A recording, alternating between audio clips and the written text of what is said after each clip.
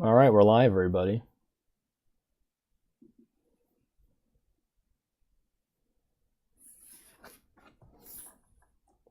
Hooray for Rangi.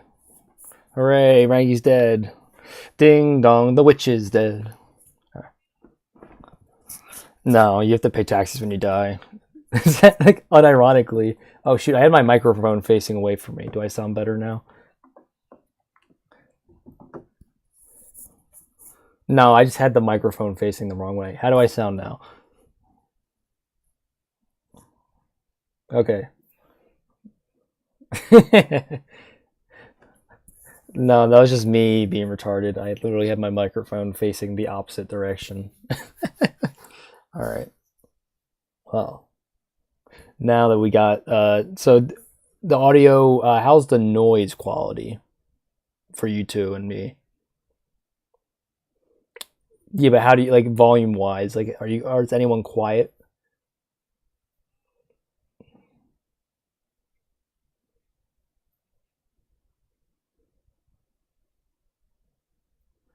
Well, then just sub to me on that account.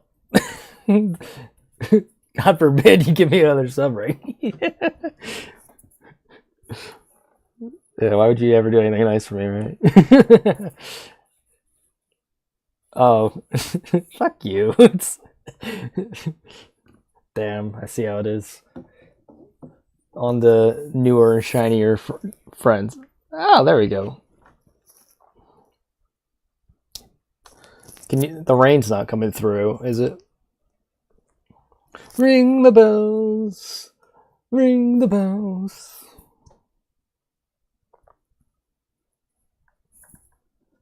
It's a Christmas song.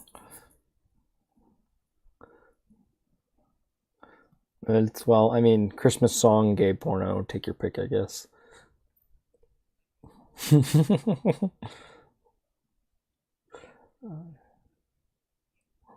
Oh, God. This is a Christian stream, Rangi. I will not have you talk blasphemy.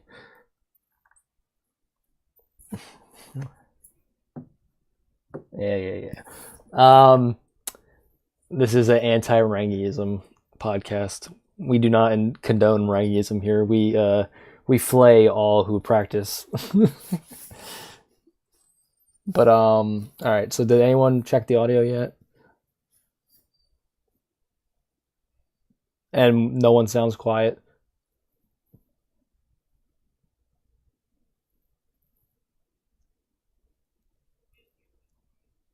Yeah, but what about you two? I need because you guys come in differently than me. So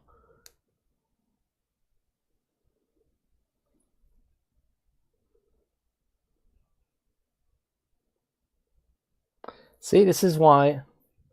See, this is why I wanted to test this because we would have had a stream of just me talking, and this is not a Rangi stream, so we're not going to have that.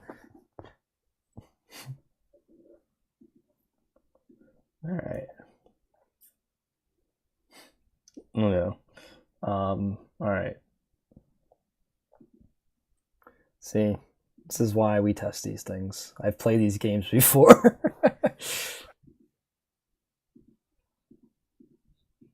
Oh wait, I'm gonna wait until I hear myself before I mute. All right. How about now? Waiting for the delay. Yeah. Actually, I should probably deafen so I don't hear Art and then think it's Art from the. Oh, there he's already got it. All right. Can you guys hear yourselves now? Oh, I heard me. I could hear Rangi, yeah. All right. And do you guys sound okay? Oh, Jesus Christ. This is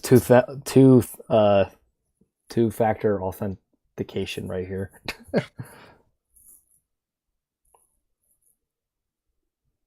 Yeah, we're good. All right, there we go. See, this is why we start every stream this way, because if we don't, there will be problems.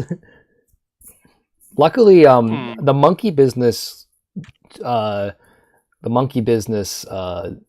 podcast tends to have relatively minor audio issues. We usually catch it way earlier. The Red Rising podcast, on the other hand, there's a couple of those episodes where like the first half hour has like shit audio. Yeah, I wish I could say the joke I just thought of. The fact that you're restraining yourself means it was particularly bad because you share most mean, of your I thoughts. I put it in the monkey business, Jeff. Oh God, let me take a look at this. Uh, All right, let me take. That is pretty funny. Oh my God.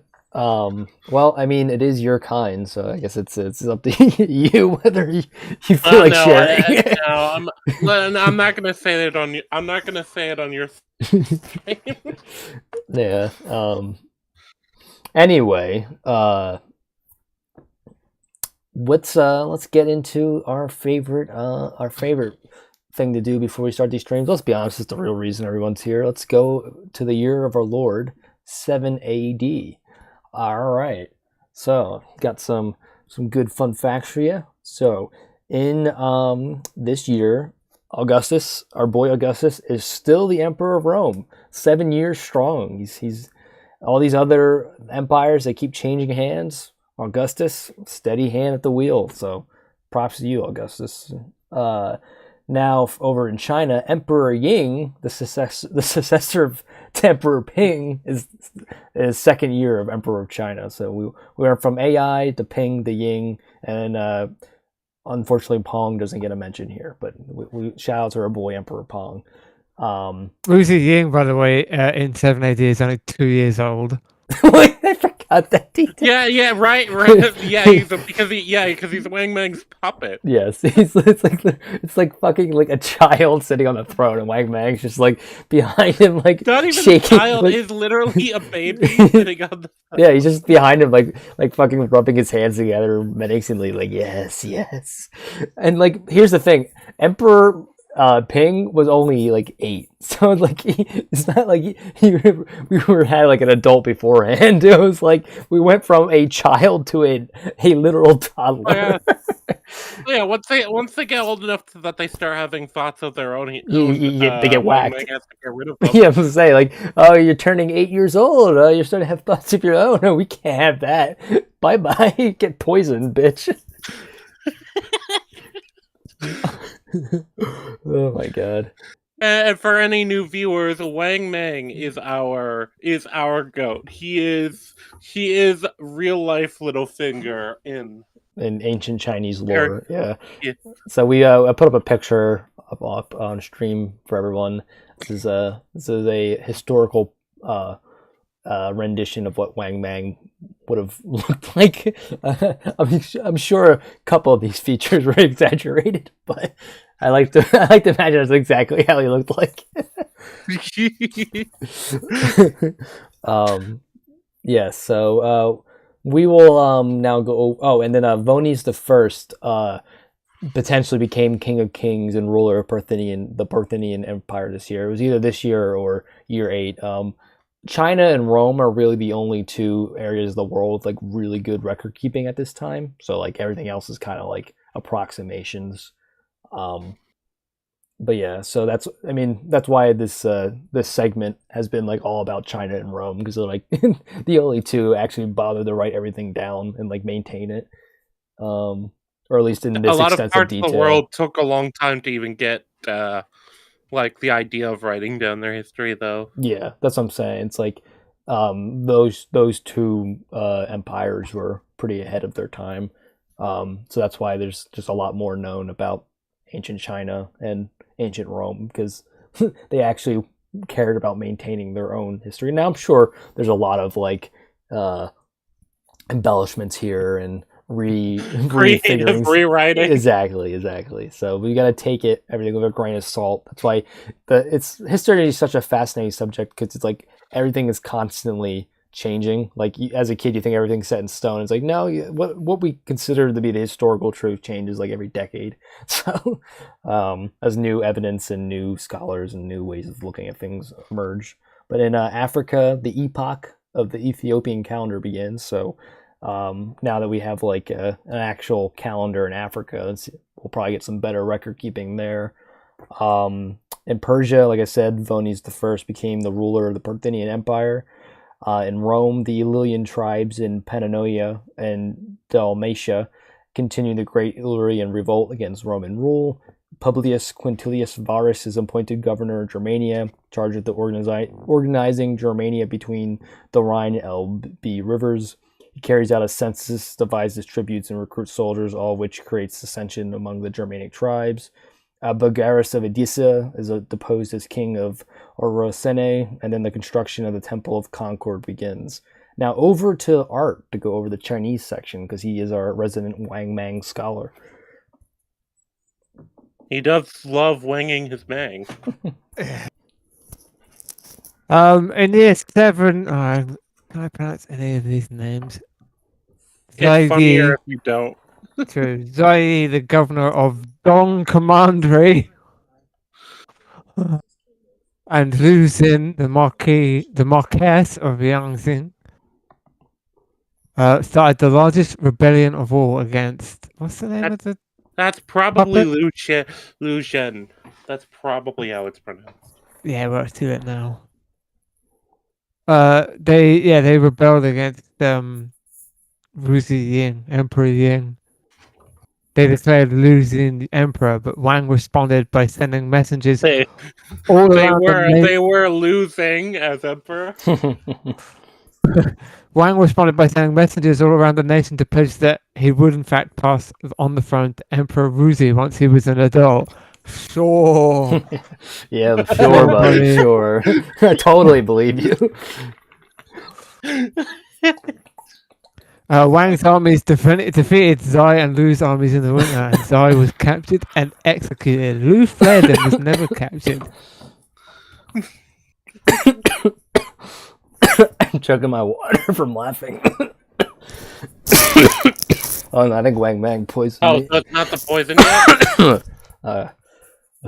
Right. That's what I've got for 7. It was a relatively quiet year, I suppose. Yeah, that's only a stomped out rebellion happened. I was gonna say, well, look, Wang Mang is in charge. Of course, everything's gonna be quiet. Yeah, he gets that shit locked up. Keeps a tight leash on his citizens. What would you call them? Patrons, citizens, plebeians, peasants, citizens. I just like the fact that Sai was the governor of the Dong Commandery. the governor. I don't know if they had their. I don't know if they had their caste system yet, but the Chinese caste system is. I believe it's Shang for like the average like peasants. So he keeps them Shangs locked up tight. But actually, I had a chart. Well, while Rangi's looking at that, some important births this year. Nacius Domitius Corbulo was born, who would go on to become a Roman general. Julia Livia, brother-in-law of Caligula. Oh, there you go. It's been a fun time. Yeah. And then Julia Livia, daughter of Drusus Julius Caesar and Livilia, was also born. So more of the Caesar bloodline continues. Good old Julius. And then for deaths, Anthedorus Canites, Anthinodorus Canonitis, something like that, was a Stoic philosopher born in 74 BC. Alois Lancidius Nerva Silanus, a Roman consul, died this year. Galathria, daughter of Archelaus of Cappadocia, a Roman client prince and the last king of Cappadocia, died this year as well. And Lucius Sempronius Aretinus, a Roman politician, also died this year. So those were the deaths. And that's all I got for year 7 AD. You got anything else, Art? Galathria was part of the Herodian dynasty. Oh. And she was the last of that dynasty then. She was married to Alexander, son of Herod. Okay. I have found the chart I'd seen. Very nice. You can send it in the monkey business chat. I already did. Okay. Damn, Daniel. The other guy that died, give me a second. I'll send you a picture. The guy who died, Lucius Sempronius Atritinus. Mhm. I love Roman names. They're just so dramatic sounding. They have like He's got a- prestige to them. Yeah. He's got a pretty sweet mausoleum. Ooh, that is nice. Looks cozy. Yeah. I hope I get a mausoleum when I die. I hope I'm important enough for that, or rich enough for that. He was a supporter of Mark Antony. Just steal somebody else's. Mark Antony. He's the most interesting character in the play of Julius Caesar. He is mentioned in Pro Salio, a famous speech in defense of Marcus Cilius Rufus. Fucking Roman names, god damn it. Marcus Brutus Julius Augustus Nero Capilinius Cyplinus Caesar III. But all right, that's all we got for year 7 AD. We're almost out of that decade. We only got 2 more, and then we'll in the next decade with new wacky characters. Although some will still be around. I don't think our boys Augustus and Wang Mang are going anywhere quite yet, but I think their days are numbered. I need to be pedantic. Mm-hmm. Extremely pedantic, but technically the last year of that decade would be 10. It's the same theory. It's the same math that means that 2000 was the last year of the previous millennium, not the first year of the next millennium. So 2000's not the first year of the new millennium? No, it was the last year of the old millennium. Well, I mean, there's 2 decades that are only 9 years. Years 1 through 9 and years 1 BC through 9 BC. Those decades only have 9 years. That's not true, because a decade by its definition is 10 years. And because we started in 1, it just means, so like 1980 was actually the last year of the 70s. Okay, so was 10 BC the first year or last year of that decade?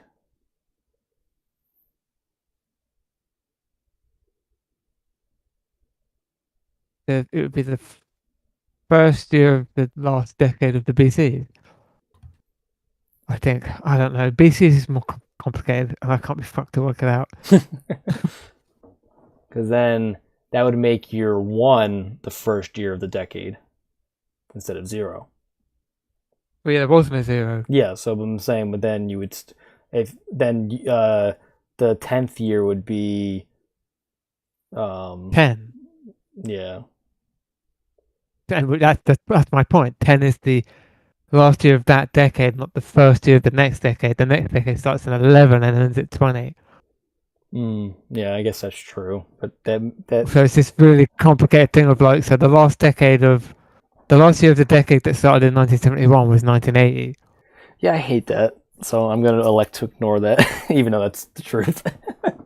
It's why it's really funny, because they say everyone remembers where they were at the turn of the millennium, and the funny thing is nobody does, because they're remembering the wrong year. Yeah. Well, that's unfortunate. Yeah.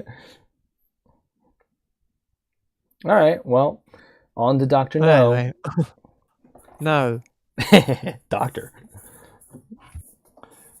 But yeah, the intro. I really enjoyed the intro to this movie. That might have been the most enjoyable part, honestly. I really liked the intro credits. It was cool seeing the Technicolor technology getting show. They were so proud to show it off because it was like brand new. Yeah. So new. Yeah. It is very clear that. I do think they cared a lot about the presentation of the movie. That's something I can say. Yeah. I love double checking things. It's hilarious. Oh, was it much older than that? Technicolor was first introduced in 1916. Yeah, but when was it first introduced in England? Also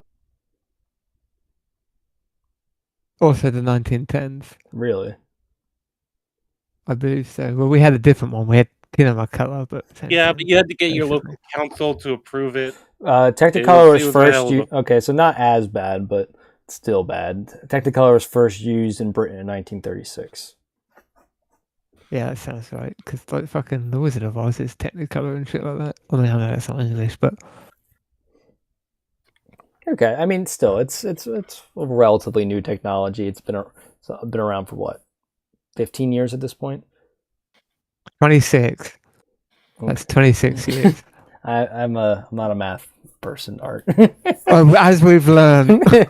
That's why I struggle with time management because the numbers confuse me.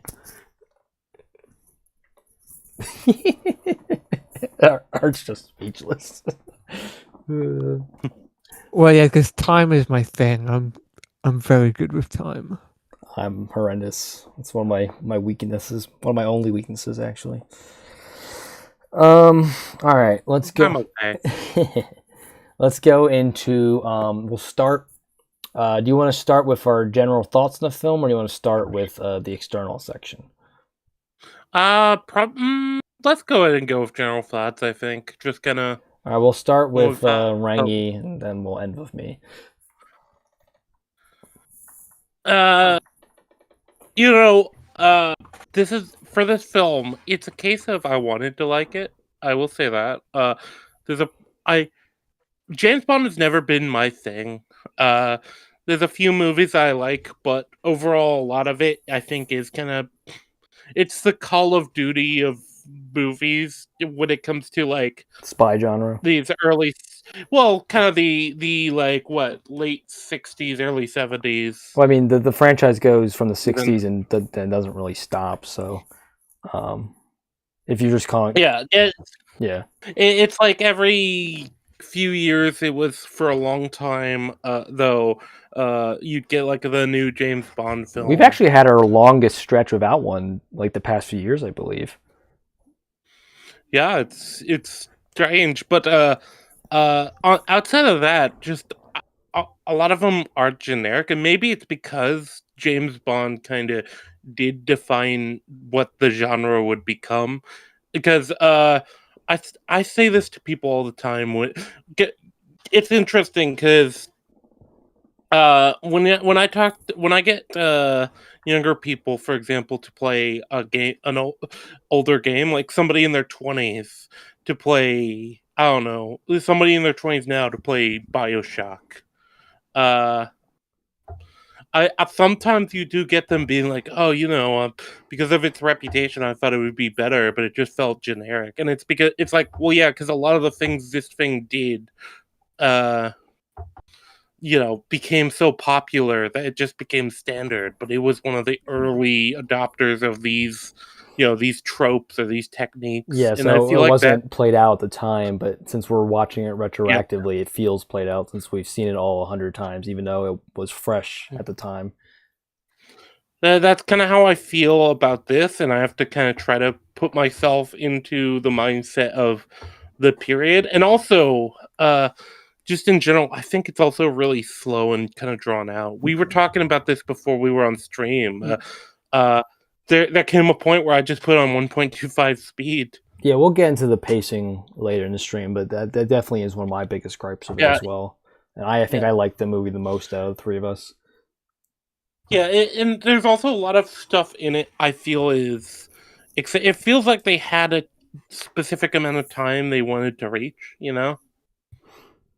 Yeah, it definitely it's going for a slow burn. Does it is it necessarily what was best for this film?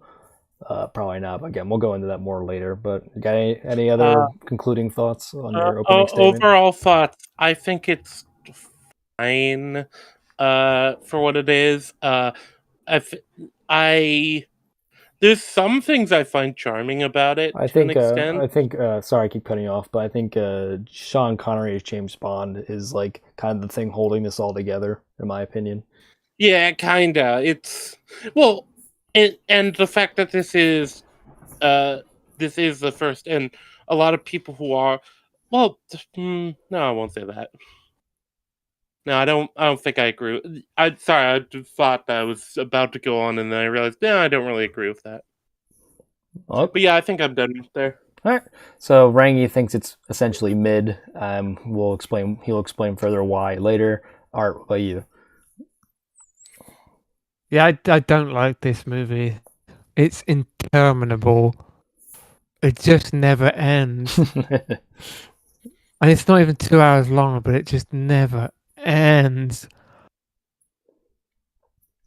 Yeah, That's pretty much what I've got. yeah. The pacing is pretty bad. I like I said, I like this movie the most of the three. Rangi's pretty so-so on it. Art dislikes it. And I overall like it. I think there's a lot of problems, the pacing being the main issue.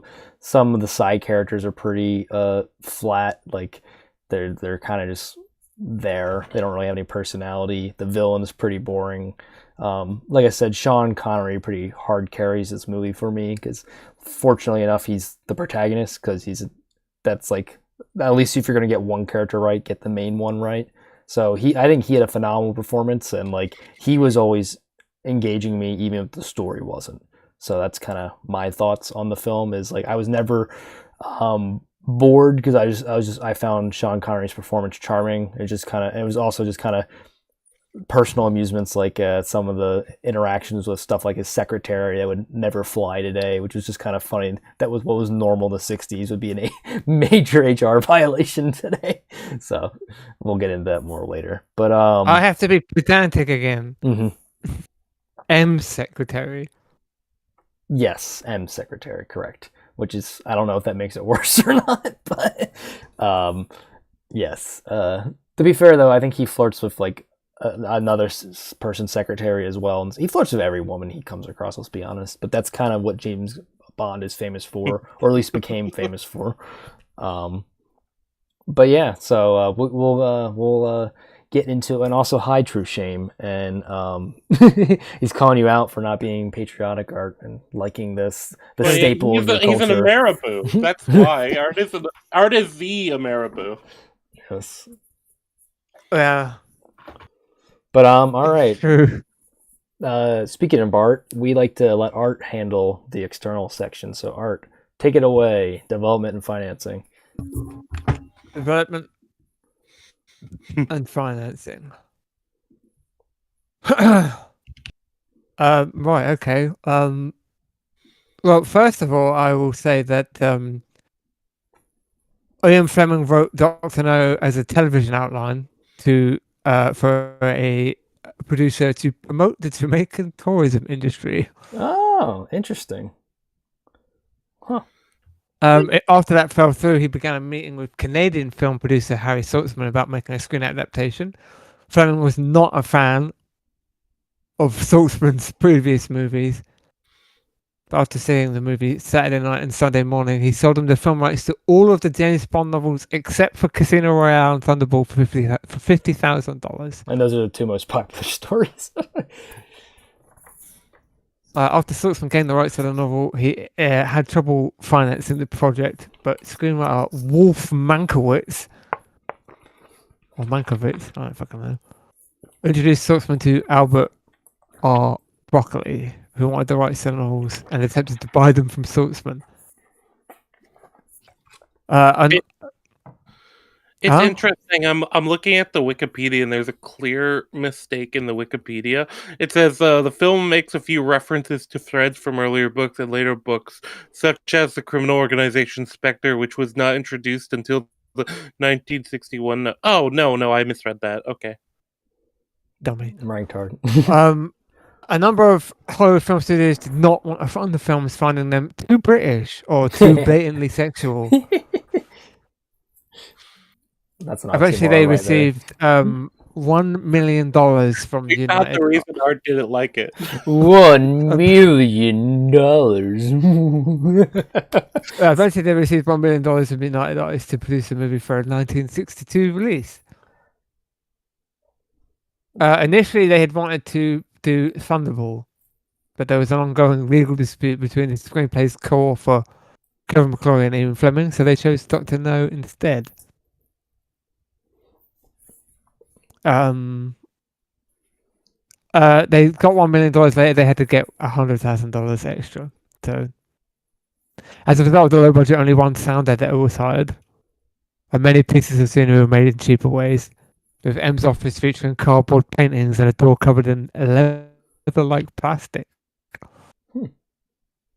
The room where Dent meets Doctor No costing only £745 to build, and the hilarious detail of the aquarium outside Dr. No's window, they didn't actually get any footage for it in time, and they panicked and just got a first piece of footage they could find, which is why it's so zoomed in. Oh. And then That shot does look a little wonky, yeah. That's why they added that line where he's like, the glass I made is convected, and that means it magnifies, because they had to explain why the footage looks so janky. Well, it does end up having a memorable quote out of that, because let's see, I wrote down some of the quotes. Let's see if I wrote down that one. It's The pen. James says minnows playing at whales, something like that. Yeah, and then he says depends on which side of the glass you are, right? That's the counter. Art director Sid Kane found out his name was not in the credits, so Broccoli gave him a golden pen to compensate because they couldn't afford to redo the credits. And production designer Ken Adams said that his entire budget for the movie was $14,000 to do the production design on all of the sets. So where did the rest of the million go? Sorry about that. I took it. I guess special effects, sound design, renting the cars, getting the costumes. How much was Sean Connery paid for this? This is still early in Connery's career, isn't This was it? his first big movie. Yeah, so I was wondering how much he got paid for it, because it probably wouldn't be that much. I can't find any decent information. Let me just check.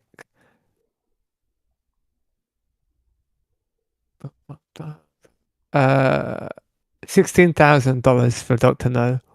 Yeah, so that's hardly a dent of $1 million. To put that into a little bit of perspective, Connery was paid $16,000 for Dr. No, $154,000 for From Russia with Love, $500,000 for Goldfinger, $750,000 for Thunderball, and $1 million for You Only Live Twice. Damn. $1 million back in because that would have been the 70s by then. So $1 million in the 70s, that's a lot. I mean, not relative to some. You Only Live Twice was 1967. Okay, so I mean, that would be a lot in today's money. However, that's still, I guess, not, because we get some ridiculous contracts now. So even then, because like $1 million in 1967 is probably worth like $25 million now. 10 million. 10 million, and that's good money. But there's some ridiculous contracts out there. Like, how much is Robert Downey Jr. getting paid for Doomsday? Like $100 million? Yeah, a fucking ridiculous amount. $10,150,516.72, apparently, according to this calculator. Yeah, which is Bureau of Labor Statistics. Yeah, I mean, I just took a guess of how much inflation would be. I didn't know it off the top of my head, but like, even still, right? Like, even we went with my wrong guess of 25 million. That's still like an eighth of what like Robert Downey Jr. is getting paid for Doomsday, plus Secret Wars. I think he's getting 100 million for each. I mean, it's a lot of money, but what was the average movie budget in the late 60s, early 70s? Well, Dr. No was 1962. So how much was $1 million? A lot, normal, less than normal? The Dr. No is considered very low budget. Okay, I was going to say it felt low budget. And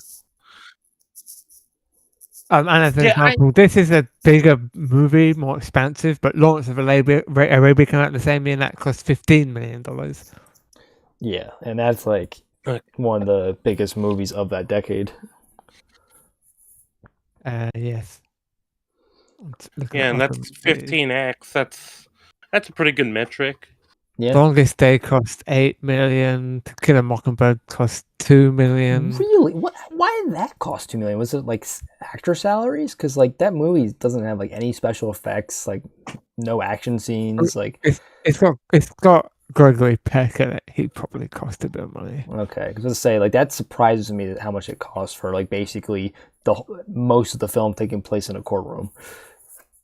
They built the set too. So even then, like it's not exactly a hard set to build. Like like you could just probably build an well, you still have to actual. pay all the people who build it. Oh yeah, but I'm just saying. But Well, you probably for even then, that's probably a couple $100,000 tops. That's if you like really go all out on it.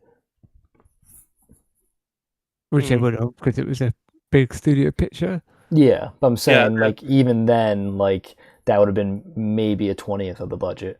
Because like I'm saying, because like it would have been probably like 100,000 back then, like if you like really decked it out. Unless you just wait, because this was before the era where Hollywood just wasted money just to waste money. Like budgets were actually No, okay. no, it wasn't. Okay, well, it's all perspective, right? Like they wasted money, but not to the same extent. They spent so much money in the 60s that the fucking entire industry almost died. Yeah, but I'm saying that the amount they spent, right? If you scale inflation, right? It's still a fraction of what they're spending now. Like even when you 10x everything, right? Like Lawrence of Arabia was 15 million, right? That means that would be $150 million budget today. That's like considered almost cheap for today. Like we have movie budgets with like 200, 250. Like the Marvels was like $225 million budget. That's ridiculous. Let me just check something. actually wait. You said okay. So let me check. Because Lawrence of Arabia would be 150 million today, give or take, right? Wait. Okay, so Cleopatra, which came out in 1963 and was almost killed Hollywood, adjusted for inflation, its budget was $340 million. Yeah, which is a lot, but like it's like we've had many movies with higher budgets than that in recent years. Oh, it just crashes. So 15 million just crashes the inflation counter. Which, by the way, I'm not using like some. Well, I guess depends on what you mean by rinky-dink. I'm using the U.S. Bureau of Labor Statistics official government website, and it says error. Please use values less than 10 million. To put the Cleopatra thing into to put the Cleopatra thing into perspective, Infinity War cost $350 million. Wait, I know how to do this. Okay, and Cleopatra cost 10 million less. Yeah, so Cleopatra, basically they were expecting an Infinity War draw from that, and they didn't get it. Okay, so, let me go ahead and just pull up a calculator because I don't want to have to crunch the numbers. I mean, I could, but That's why I wanted Patty Jenkins to make a Cleopatra movie. Because in a time period where Hollywood was spending more and more money, a Cleopatra movie bombed, and then it led to New Hollywood. And so in a new period of time where Hollywood was spending more and more money, a Cleopatra movie could have bombed, and we could have gotten another New Hollywood. Yeah, I mean, you know what? That would have been hilarious. History, it's like poetry, it rhymes. Sorry, go on. According to the math I've just done, Lawrence of Arabia is still only would it still only be about 160. Well, rounded up 165 million. Which is like that's like the budget of like fucking like your average superhero film these days. Not even like a big team up one, just like a like solo outing. Like that's still cheaper than Supergirl. Yeah, it's actually and the numbers I used for that, I did 5 million in January 1963 compared to June 2026. That I just times the total number it gave me by 3.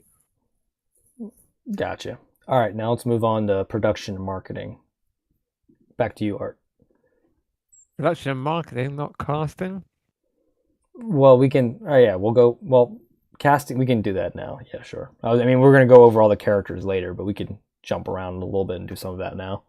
I think casting kind of ties into legal and contracts anyway. Well, it does, yeah.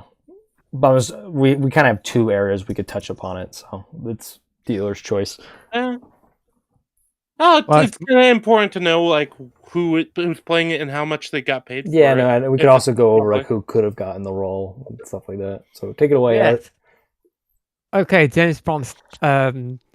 The producers originally sought Cary Grant for the role. Cary Grant. Let me pull him up. Oh my god! Please tell me you know who Cary Grant is. The first thing that comes up for Cary Grant is a woman who's a television presenter over in England. So let's look at the historical one. Cary Grant, North by Northwest. See, I was just gonna say I don't know who that is. I'm gonna look at his filmography, see if I see him in anything. But I don't even know who Iron is, so you know. He did North by Northwest, for Christ's sake. I don't know what that is. With the Alfred Hitchcock movie with the very famous ending on Mount Rushmore. I haven't seen it. Who's Alfred Hitchcock? Fuck off, right I hate all of you. Oh my god, he did a movie called Monkey Business. Well, that needs to be on the docket at some point. We'll do that as our 100th episode. I can't believe I'm fucking. Or Could Cary Grant do a British accent? Cary Grant was British. Could Cary Grant Oh yeah, do a British accent? So I think the joke is that that James Bond or Sean Connery can't. I think that's the joke he's doing. I hope so. But yeah, Cary Grant's famous because he had the like typical what's it called, the mid-Atlantic American accent. Oh yeah, the transatlantic accent where they. But he was actually from Bristol in the UK. Yeah, transatlantic is my favorite like fun fact. It's a fake accent that like they made to like so that both Americans and English people could like both understand it. It's like, hey, how you doing there, son? Like, top of the morning, Yeah, I tell it's you. what they teach news anchors to read the news in. I actually do like that accent. It's fun. Hey, Rangi, I like the cut of your jib. You should go and play on my baseball team. Anyway, The more you know. they discarded Grant. They discarded the idea of Grant because he would only be committed to one movie, and they wanted to sign someone for multiple movies. James Mason was discarded for similar reasons. I mean, he had the look. Another actor. He definitely had the look. Yeah. Grant. Another actor considered was Patrick McGoohan, who was from The Prisoner. None of you know what any of this stuff is, do you? No. God damn it. Another potential Bond includes David Niven, who later played the character in the 1967 parody Casino Royale. Rod Taylor was also approached. He's in The Birds. Nothing? No? I didn't think so. Nope. I hate all of you. Roger Moore was also considered. Wait, Roger Moore? That's ironic. They wanted Roger Moore constantly. They always wanted him. But he was on a TV series called The Saint. So he just didn't have the time. So eventually they got him, though. Yes, once The Saint was over. And he was once he was probably too old for the part, to be honest. He's a lot of people's favorite Bond. Yeah, even though he's in the worst fucking movies. Ultimately, the producers turned to 31-year-old Sean Connery, who they for 5 films. No, he did 6 films actually. Yeah, but they signed him for 5. Oh yeah. You know, he could have did 7 films. No, James. Both Roger Moore and Sean Connery did 6 James Bond films. None of them did 7. 007. We were so close. Roger Moore did 7. Did he? Yes. I did 6. 7. Live and Let Die, The Man with the Golden Gun, 6, Spider Love Me, Moonraker, For Your Eyes Only, Octopussy, and A View to a Kill. 6, 7. I hate you.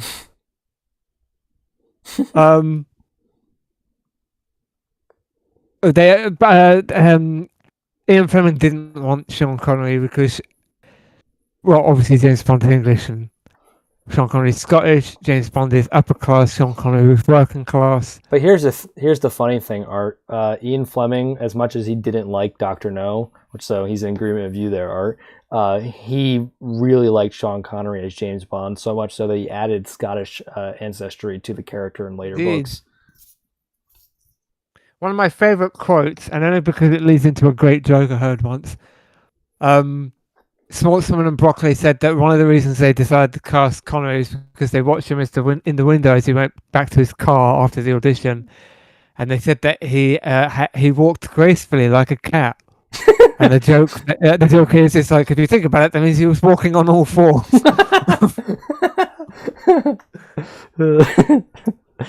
That's funny.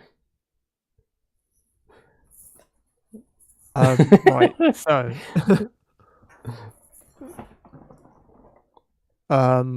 Julie Christie was originally considered for the role of Honey Rider,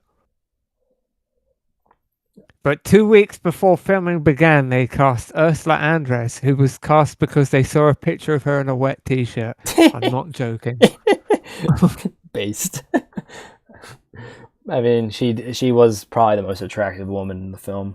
And there wasn't like Kirk Douglas. Was like ugly. All the women were pretty attractive, but she was the most attractive.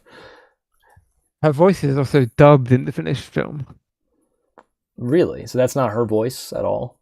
No, it's not Dr. No's voice either. He's dubbed as well. And what's his name? Strangways is also dubbed. I believe all the villains in Bond movies are dubbed. All the main villains are dubbed until like You Only Live Twice or something like that. Wow. Kirk Douglas persuaded Andress to take the part. Interesting. And he's what's his name's father? Michael Douglas. Yeah. Oh yeah. Interesting. You know, she's actually one of the only two actors from this film still alive. Yes, she's the oldest living Bond girl. It's her and the one right next to her on the poster. Annabelle Chung is the character. The actress who plays her is also alive still. Andress's voice was dubbed by voice actress Nikki van der Zyl because Anders has a heavy Swiss German accent. Interesting. For Dr. No, Ian Fleming wanted his friend Noel Coward to play the role. Coward answered the invitation with no, no, no. Fleming also thought that Christopher Lee would be good in the role of Dr. No, but by the time Fleming told the producers, they'd already chosen Joseph Weissman. I really wish they would have picked Christopher Lee because that's Ian Fleming's cousin. Yeah. And Max von Sydow was also offered the role of Dr. No, but turned it down. Because Christopher Lee would have been a great pick. Also, Christopher Lee is the one of the main inspirations for Bond as a character, so that would have been a cool callback. Christopher Lee did eventually appear in The Man with the Golden Gun. Okay, that's cool. He did. But Ian Fleming was dead by that point, right? I think so. I'm pretty sure only the first two Bond films came out. Yeah, he died in 1964. Yeah, so only the first two Bond films Ian Fleming actually saw. He died a year after this came out, though. 2 years after. 2 years. Wait, no, this came out in 1963, didn't it? 1962. 1962. Oh, well, wait, then YouTube lied to me when I rented it. Probably. When I said release date 1963. When I rented it, it said 1962. So it came out on the 5th of October 1962. Yeah. Fun fact: the same day that the first single by the Beatles came out. Oh, maybe it's going off of American release. Yeah, it's probably the American release date. But this was the era of British invasion. All the rock bands and James Bond was the biggest thing in film, and so it's like it was culture. You guys were basically, we were obsessed with you guys during this decade. Like your culture really penetrated America hard. Yeah, we were poaching it. We were stealing all the good parts. True. All right, we eventually wisened up and learned that we were better. No, we just did what we do with every other culture. We take what's good and we leave what's bad. Theoretically. Well, what's ironic is that all the British invasion bands got their start covering old American blues and R&B songs. So. Ooh. That's true. Motorhead was originally a blues band. I think they always considered themselves a blues band. Motorhead now they consider themselves rock and roll. Interesting. I think I saw some quotes of Lemmy talking about being a blues band. Maybe I'm wrong though. You know more about music than me, so. Right. The role of Felix Leiter was given to Jack Lord, who didn't return in later movies because he wanted co-headline billing and a ridiculous amount of money. Yeah, so like, yeah, fuck no. But he is the American equivalent in the series to James Bond, right? Like he's a reoccurring, like, Yes. yeah. Jack Lord didn't suffer too much because he went on to star on Hawaii Five-0 for 12 years. So yeah, I did see that. I did look up his filmography. I thought I recognized him, and maybe I do. Maybe I've like seen a Hawaiian 5-0 poster at somewhere at some point. Probably not the original I-50, but maybe.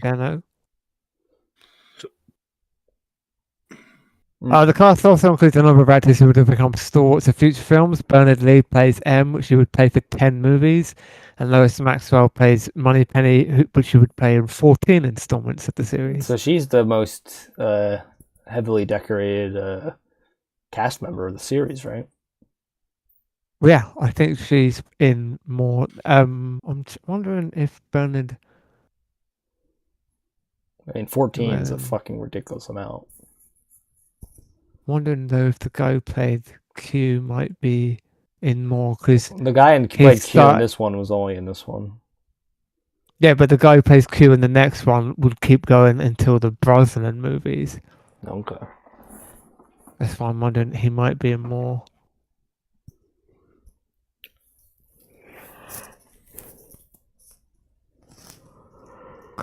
Fucking guy, where is he? What's his fucking name? Q. Yes, thank you. I meant the actor's name. It's either Bernard Llewellyn or Desmond Llewellyn. Desmond Llewellyn. He played Q for 36 years. Fucking guy, where is he? What's his fucking name? 1, 2, 3, 4, 5, 6, 7, 8, 9, 10, 11, 12, 13, 14, 15, 16. He was in 17 Bond movies. 17 Bond movies? That's ridiculous. Yeah, the last one he was in was the last Brosnan one. That's absurd. 17. Yeah, I don't think that record's ever getting broken. No. Lois Maxwell, who plays Moneypenny, was initially offered a choice between Moneypenny or Sylvia Trench, and opted for Moneypenny. Okay. Smart choice in the long run. Yeah, Eunice Grayson was cast as Sylvia Trench, and she was planned to be a recurring girlfriend for Bond throughout 6 films, but she only appeared in Dr. No and From Russia with Love. Yeah.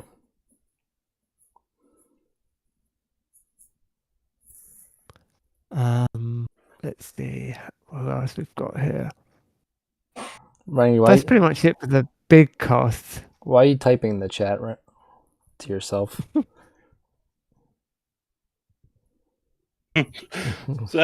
Mostly I was just testing if the chat worked, to be honest, because sometimes it doesn't work or update for me. Okay. Yeah, it does that for me too.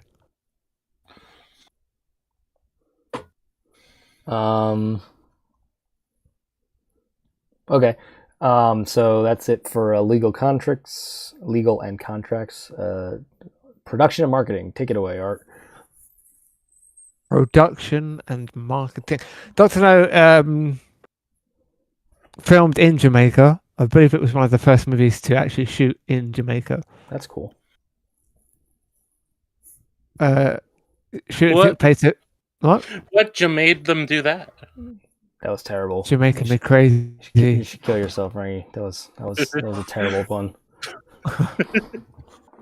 Shooting took place a few yards from Fleming's GoldenEye estate, and the author regularly visited the filming with friends. On 21st of February 1962, production left Jamaica with footage still on film due to a change in weather. 5 days later, filming began at Pinewood Studios in England. And Adam's initial budget for the entire film was just £14,500, £270,000 in 2025. but producers were convinced to give him an extra $6,000 out of their own finances. Boy, isn't that great? After 58 days of filming, principal photography was completed on 30th of March, 1962. Nah, that would there'd be 5 delays, and we would still be waiting for it. So that got made today. Yeah. And then any fun marketing gimmicks for this film? Well, I'm still on production. Hold your horses. No, sorry. God. Costume designer Tessa Pendergrass designed Honey's bikini from a British Army webbing belt. Ew. Oh. The scene where Tarantula walks over Bond was initially shot by pinning a bed to the wall and placing Sean Connery over it with a protective glass between him and the spider. Okay. But instead they shot it with it crawling over a stunt double. Was that a real spider? Yes. Oh, that's cool. I wasn't sure if it was an animatronic, like remote controlled animatronic, or a real spider. And when Honey Rider is tied down, captured, she was supposed to be attacked by crabs, but the crabs that they got were still frozen, so they didn't move. That's too funny. What about the crabs they had earlier in the movie? Couldn't they use those? I don't know. Maybe that's the same ones later. During the car chase scene, Connery insisted on doing a stunt himself. He drove under a construction crane with only inches to spare, which almost killed him. Oh, God. There's also a scene. This is kind of an interesting thing because Rangi, the thing you just posted is even stranger because that movie didn't get released until like 8 years later, and it was like 5 years after the guy died. Very strange. Sure. There's an interesting part where he's in Dr. No's lair, Bond, and they're going up a set of stairs, and Bond does a double take and looks at a painting. Anyone? What about the remember painting? Which painting? The reason he double takes and looks at a painting when he's in Dr. No's lair. The Napoleon. I don't know. I didn't remember It was the that. Napoleon painting, right? No, it was a portrait of the Duke of Wellington. Wow. But the reason he does that, it's lost to modern audiences, but that painting had been stolen from the National Gallery. Oh, that's kind of a neat little detail. And was still missing at the time of filming, so that's why they put it in. Like, oh, Dr. No has stolen that. That's really cool. I was wondering if that was supposed to like give an indicator of something or something like that, but I was like, it just didn't come up again. Huh. Ken Adam, the production designer, contacted National Gallery in London to obtain a slide of it and then painted a copy of it himself. It's really cool. Over the weekend. Damn. That's kind of and then they filmed it on the Monday. It turned out that the painting had been stolen by a 60-year-old amateur thief. 6? An amateur, 60-year-old amateur thief.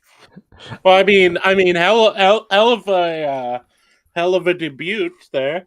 Well, I mean, especially back then, it was probably not that hard to steal most artifacts from museums. I don't know about that. I mean, in the greatest. Oh, sorry. I was gonna say it's like because they didn't have the kind of like technology they have now, and it's like especially if it was like near the exit and not heavily guarded, you could just like pick it up off the wall and walk out. Anyway, what were you saying, Art? In the greatest irony of all, editor Peter Harry Hunt said his intention was to have the movie move fast and push it along the whole time. Oh, ironic. Well, that is very ironic. That didn't happen. Added that the fast pacing would help audiences not notice any writing problems. Well, that technique definitely caught on in later Hollywood. That's Alliance Maurice Binder created the gun barrel sequence at the last moment. Oh, that's like the most iconic part of the film. They put a pinhole camera inside a .38 caliber gun barrel. That's really cool. And it's not Sean Connery playing Bond in that shot. It's Bob Simmons, the stunt double. Oh. I believe Sean Connery wouldn't do it until either Goldfinger or Thunderball. Okay. Interesting. I mean, if you look at the screenshot on our stream, you'll see that you cannot see Bond's face. Yeah, it's obscured for a reason. The budget for the title sequence was $2,000. Okay. Yeah, it was the title intro title was pretty like decked out, like had probably the most special effects of like the whole film. Okay, promotion. As soon as late 1961, United Artists started a marketing campaign to make James Bond a well-known name in North America. Newspapers received a box set of Bond's books, as well as a booklet detailing the Bond character and a picture of Ursula Andress. Eon and United Artists made licensing deals revolving around the character's tastes, having merchandising tie-ins with drink, tobacco, men's clothing, and car companies.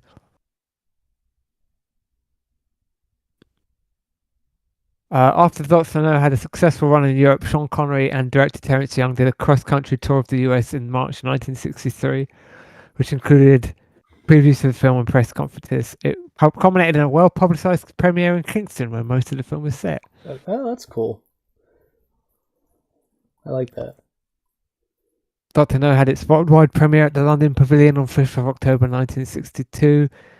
Expanded to the rest of the United Kingdom 3 days later, the North American premiere on 8th of May 1963 was more low profile, with 450 cinemas in the Midwest and Southwest. Okay. Was that a lot for back then? No. Okay. Well,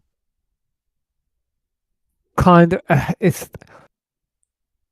no. It was the release is described as low profile. This is coming out of because in the 30s and 40s they did what was called forewalling. Mm-hmm. So like a movie would play in New York for like a week, and then they move it to the next town, and then they move it to the next town. Okay. It's only been over the last like 10 or 15 years that they'd actually started doing like national releases. Oh, interesting. And it was on a double bill with another movie, The Young and the Brave. Okay. I forgot they used to do that. Yes. I wonder what the B picture was. On 29th of May, it opened in both Los Angeles and New York City. Okay. There you go. Sweet. And then, so we kind of already did the distribution section. How much did it end up making, Art? It made $59.5 million off a $1.1 million budget. An extremely profitable. I was going to say a 60x return roughly is pretty damn good. That's if we're not counting like the fact that this did actually just launch the whole film franchise. Like, if this film didn't happen, we wouldn't be talking. No one would be talking about James Bond. Well, maybe book fans. Yeah, book fans. It would be a very popular book series that like gets referenced by book readers. It might have gotten an adaptation later on. It probably eventually would have, but it wouldn't have the same cultural footprint because it would be kind of just like another spy series rather than the spy series. Yeah. So it is since it was the first like really major big budget film series, it has that prestige that it might have not otherwise had. It started a wave of spy movies in the 60s. There were loads. Yeah, so I'm saying it's like it's the original that everyone else mimics. It's a ERB reference right there for you. One of the spy movies that it influenced had an influence of its own. Okay. Do you ever see the? Sorry to cut you off there. Rangi, you ever see the James Bond versus Austin Powers epic rap battle? No. It's one of my favorites. No, I was never a big epic rap battle fan, but because I don't think we have a thing. This is interesting to also talk about is the critical reception. It wasn't like because as much as James Bond is like kind of a, I guess as far as franchises go, I think it does qualify for legendary franchises. No, I would say so. It's up there with Star Wars for like most iconic franchise of all time. Well, Well, but also how long it's been running, That's what I'm how saying. many Yeah. properties, and how much money it's made It, over it's the years. for me, it'd be Star Wars or James Bond if you told me to pick like the number one film franchise of all time. Okay, so this is like Time Magazine called Bond a bliffering bounder and a great big hairy marshmallow. Oh yeah, it was not well received at all. Yeah. Almost always managed to seem slightly silly. Yeah, the Vatican condemned Doctor No, and so did the Kremlin. Yeah, as a dangerous hilarious. mixture of violence, vulgarity, sadism, and sex. And the Kremlin said that Bond was the personification of capitalist evil. Damn. And the Observer in England said it was full of submerged self-parody. So people are pretty big fans of it. Sounds like. Well, you know what this just tells me? It's the critics were always full of shit. Yeah, it's the decades have changed. Critics have always sucked, just like how we suck. I say that as somebody who doesn't even like this movie. It's like, but these criticisms are just kind of silly. Yeah, they're bad criticisms of a relatively bad film. Like I said, I would, if I were to give this a rating, what would I give this? 6 out of 10 if I'm being generous. Before you give it a rating. Oh. Too late. I was going to bring something up and I got cut off. Mm-hmm. One of the spy movies that came out in the wake of James Bond gave us something very important in movie history. The 1966 James Bond, the spy movie spoof The Silencers, is the first movie to feature a post-credit scene. Oh, look at that. Oh. I always thought it was Ferris Bueller's Day Off, but that makes more sense. Yeah, now you're only off by 20 years. No. Ferris Bueller's first Days Off is the first one everyone remembers.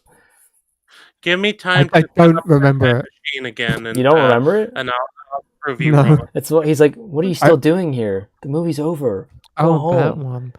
Yeah. Airplanes one is great from 6 years earlier. Wait, actually, what about all the movies?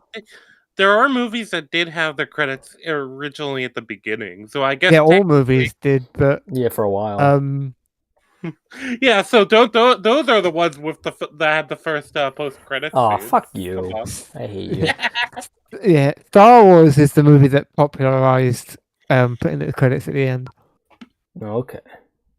The movies had credits at the end before that, but Star Wars is really where it started becoming the norm. Well, that makes sense. I just feel like I'm getting mixed messages. Iron is telling me he hates me, but he's also telling me he wants to fuck me. I'm confused and worried. Send help. I will send help. Rangi is right. I'm too tired to even come up with a witty response. I'm just electing to just let him go and just wait until he's done. Here's the help coming. What about help? Well, I mean, you did comment on my you did comment on my restraining myself earlier. Yeah, but that's back when I had more energy.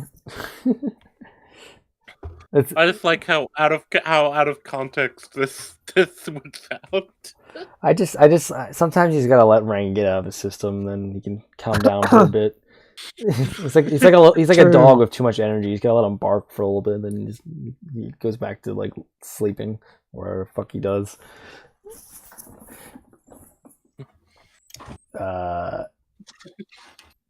Where were we? Art was explaining something to us.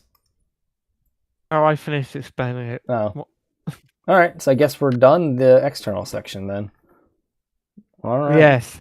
All right. So yeah, but before we go into the internal, you don't have to stick hard to these numbers because I think giving a number rating is kind of like a 3 out of 10. 3 out of 10. All right, Rangi, you. It's probably a 4 for me, to be honest. I would probably say a 6 out of 10, but I'm also judging it based on a lot of Being a stupid monkey. like I think for the time, this movie probably would have been definitely worse because movies tended to be better made back in the day, more consistently anyway. Not to say there weren't bad movies back in the day, of course there were, but I think the Yeah, level, like this one. yeah, the level of quality was generally higher. Like if this movie came out today, it would actually be one of the better movies to come out quality wise in the year, even though it's not particularly great. So I just think I would say it would be, if you take like all eras and films in general, the account, this would be a 6 out of 10. However, if we were going to judge it solely based on films from the 60s, it probably would be like a 3 out of 10. That's my take. 3 or 4 out of 10. Yeah. Uh, Yeah, that's the thing. I could maybe be talked into a 5, but I feel like it depends because I'm a believer that I don't really think they would. As much as we talk about films being better made, I think a lot of the slop films are just forgotten. I that's kind of my view of it. Now, Art might be better informed on that than I am because he has watched every movie ever. I mean, I think Art would generally agree that movies were generally better made back in the day. You know, I will agree with myself on Art's behalf. I feel like he wouldn't mind me doing that. Did we lose Art? He said BRB. Oh, I was making sure you That's didn't right. That was the joke. All right, well, let's go into themes. Rangi, take it away. So overall themes, I feel like this movie is a little shallow. I would agree. Overall themes, it's hard for me to like draw a but there's definitely the Cold War aspect to it, and that's something that's present throughout the movie. One of my favorite little moments of the movie is there's a point where Bond goes back to his hotel room and he opens he had like a bottle of, I don't know if it was scotch or vodka or what, but he had it there already presented. Probably vodka. He vodka was his favorite drink.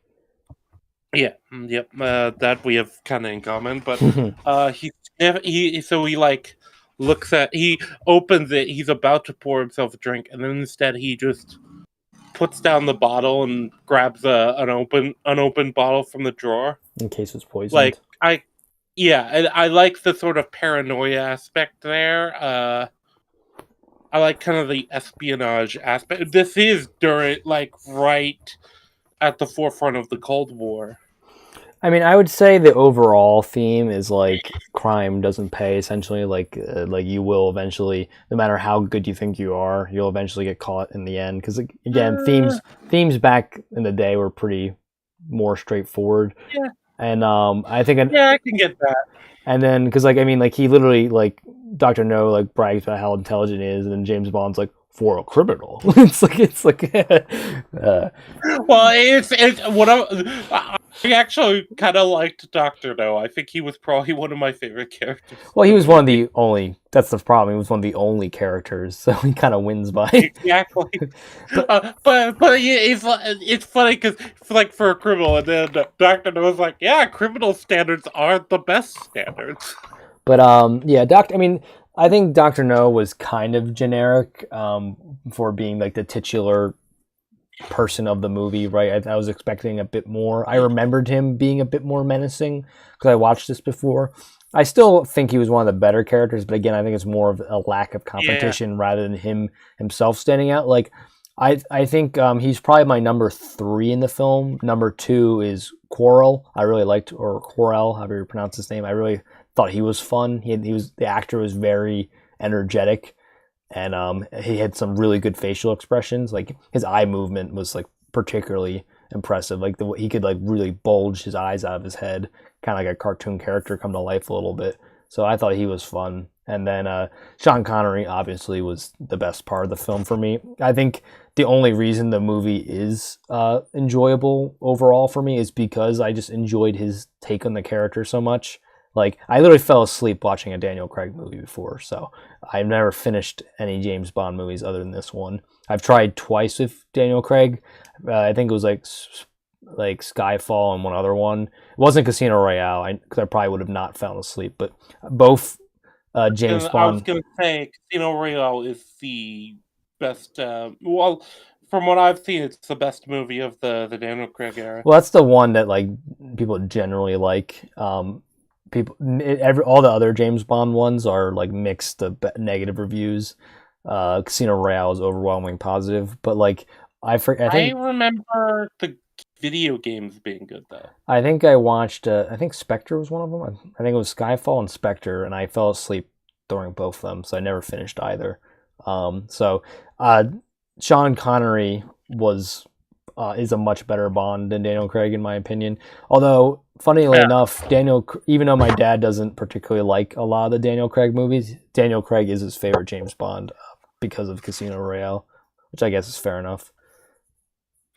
Yeah, so I kind of like what they do with Bond in Casino Royale, but he's definitely not my favorite Bond. Well, I've already said my favorite Bond film is License to Kill. Which Bond is that? Thornton. Yep, Thornton. But Sean Connery is my favorite Bond. I mean, I haven't really seen a lot of the others. I've seen like clips here and there, so take that with a grain of salt. I don't really have the best view. You know what another theme of the Bond franchise as a whole is? What? If he could keep his dick in his pants, these missions would be 100 times easier. What do you mean? He gets like valuable information out of like half of these chicks. Like he like sleeps with the enemy and then like uses her against them. It's like and when they do that, that's fine. The problem is I found it really funny. They just kind of like in the middle of the movie kind of toss a woman at him to like be in a bikini or even show tits in one scene. Yeah, it's a very, very brief glimpse. I was actually caught me off guard. I wasn't expecting that in this film, but it was funny. By the way, what? The bikini that Honey Rider wears in that scene sold at auction for $40,000. Of course it did. Gooner's got a goon. But also her name is Rider. I mean, it's still not as good as Pussy Galore. That's still my favorite Bond girl name. But Honey Rider is also good. That's like the most stripper name ever. It's hard to explain to younger people how fucking iconic that scene is. Like it was a big deal, that scene when she comes out of the water. Well, yeah, because I mean, TV was pretty heavily regulated back in the day. Like you didn't really get a lot of those type of scenes. Well, it's just I don't know. It's just it's passed into pop culture like it was just a massive scene. In a UK survey conducted in 2003 by Channel 4, Honey Rider's entrance in the movie Dr. No was voted #1 in the 100 greatest sexy moments. Yeah, I mean they parody that scene in like other movies. Like that's how iconic it is. They call back to it in 2 other Bond movies. I mean, even their dialogue's like pretty iconic. James Bond's like, Don't worry, I'm not supposed to be here either. Are you alone? Guys? What? Guys. What? The bikini has its own Wikipedia. Of course it does. Of course it does. Ursula Andress herself just didn't get it because she was like, it's not like it's even a particularly skimpy bikini. I don't necessarily get it. I think just the way it was framed. It was just like he just hears singing, like it's like a fucking like siren emerging from the ocean, and it just hears boom, sexy lady on a military compound. But yeah, the quote is Ursula Andress says it's also a good thing that she was dubbed over for the singing because she says like she can't carry a tune at all. But yeah, so they sing the song, and then James Bond says, "Don't worry, I'm not supposed to be here either. Are you alone?" She's like, "What are you doing here? Are you looking for shells?" And he goes, "No, I'm just looking." Like he's just ogling her. He's like, I'm just looking while he's looking right at Yeah, her. he's like, "No, I'm just looking." But yeah, is there any other themes worth covering? I think I mean, like it's a pretty shallow film. It's like, ironically, like usually this is like one of our lengthiest sections, but like for this one, it's not like a ton to talk about. It's like a pretty just good triumphs over Yeah. evil, generic. Like Eh, the good guy beats the bad guy and saves the day, gets the girl. Well, Like, it's interesting too because looking at the Wikipedia on the early on how it was received, I feel like I kind of agree with how some of the positive review. It's almost like a self parody in a way. yeah, I mean, even for the time, it feels a little shallow. Like it was funny. I was watching it with my parents. My mom's like, "Oh, do you think the CIA agent's gonna be turned out to be a bad guy?" I'm like, "No, mom. They didn't do those type of twists in this era. Like they weren't gonna portray an American operative as the bad guy during the Cold War." Well, I feel like what it feels like it's a At least, kind of it's kind of the early adaptation of popcorn media, as it were. yeah. I mean, I think it's a precursor. Is that how you pronounce that word? Precursor. Precursor. It's a precursor to the American blockbuster, because the American blockbuster obviously started with Jaws, and I think this was kind of like the blueprint for those type of films. And It's funny because Jaws is much more deep and much more interesting. oh yeah, I'm not saying that popcorn movies can't be deep and nuanced and interesting. They absolutely can be. I'm just saying that like Jaws is generally considered to be the what kicks off the blockbuster or summer blockbuster era, and so like it's just kind of like this is kind of an example of like films that like did it before Jaws and before it became like that was the main way to make movies, was like these type of films, because Jaws kind of was a game changer. Yeah, and with the tone and the atmosphere of it, I feel like it's very much not going for a fully serious. It's kind of going for kind of generalized entertainment vibe. Rather, it's not going for anything high minded or anything, and I can at least respect that. The movie knows what it is. Yeah, I think it's kind of like a tongue in cheek take on like the seriousness of the Cold War, right? It's kind of like here's like kind of like in the setting of this like super serious event that's happening globally, right? Here's like kind of like a fun little adventure in Jamaica with a British spy and his wacky companion Quarrel, or however you say it. You know what? That's the thing too. It felt like Quarrel just kind of like. I thought his death was really stupid, by the way. It's the black guy always dies first trope. Well, no. I don't care that he died. The problem is he dies trying to shoot at a tank.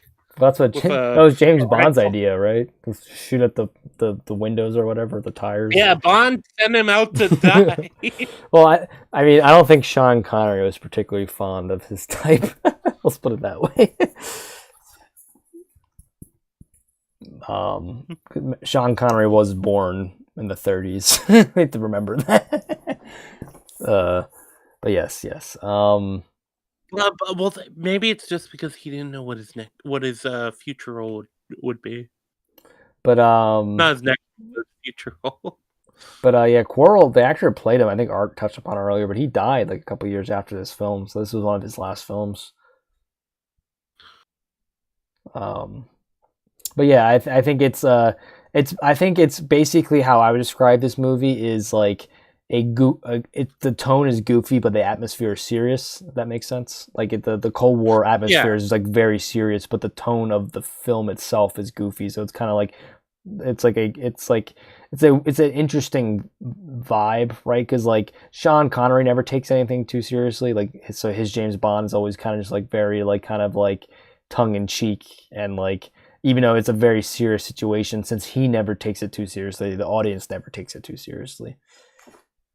Terence Young, the director, did say that he felt that they could get away with the more violent and sexual scenes if they were tongue in cheek about it, because he said it like takes the edge off of it. Yeah, and I feel like it absolutely does. Like I think if you frame this differently, like having Quirrell like horrifically burned to death could have been like actually like very horrifying, but they kind of just like played off almost as a joke. So it's like okay. Well, it's interesting too because in some ways I feel like that's another thing about this movie's influence. It's kind of like it is kind of burning the frog on the or boiling the frog on the kind of stinginess of kind of Hollywood and media in general's I wouldn't say morals because that frames it in a negative, but like But yeah, it's testing the what they're willing waters. to Yeah.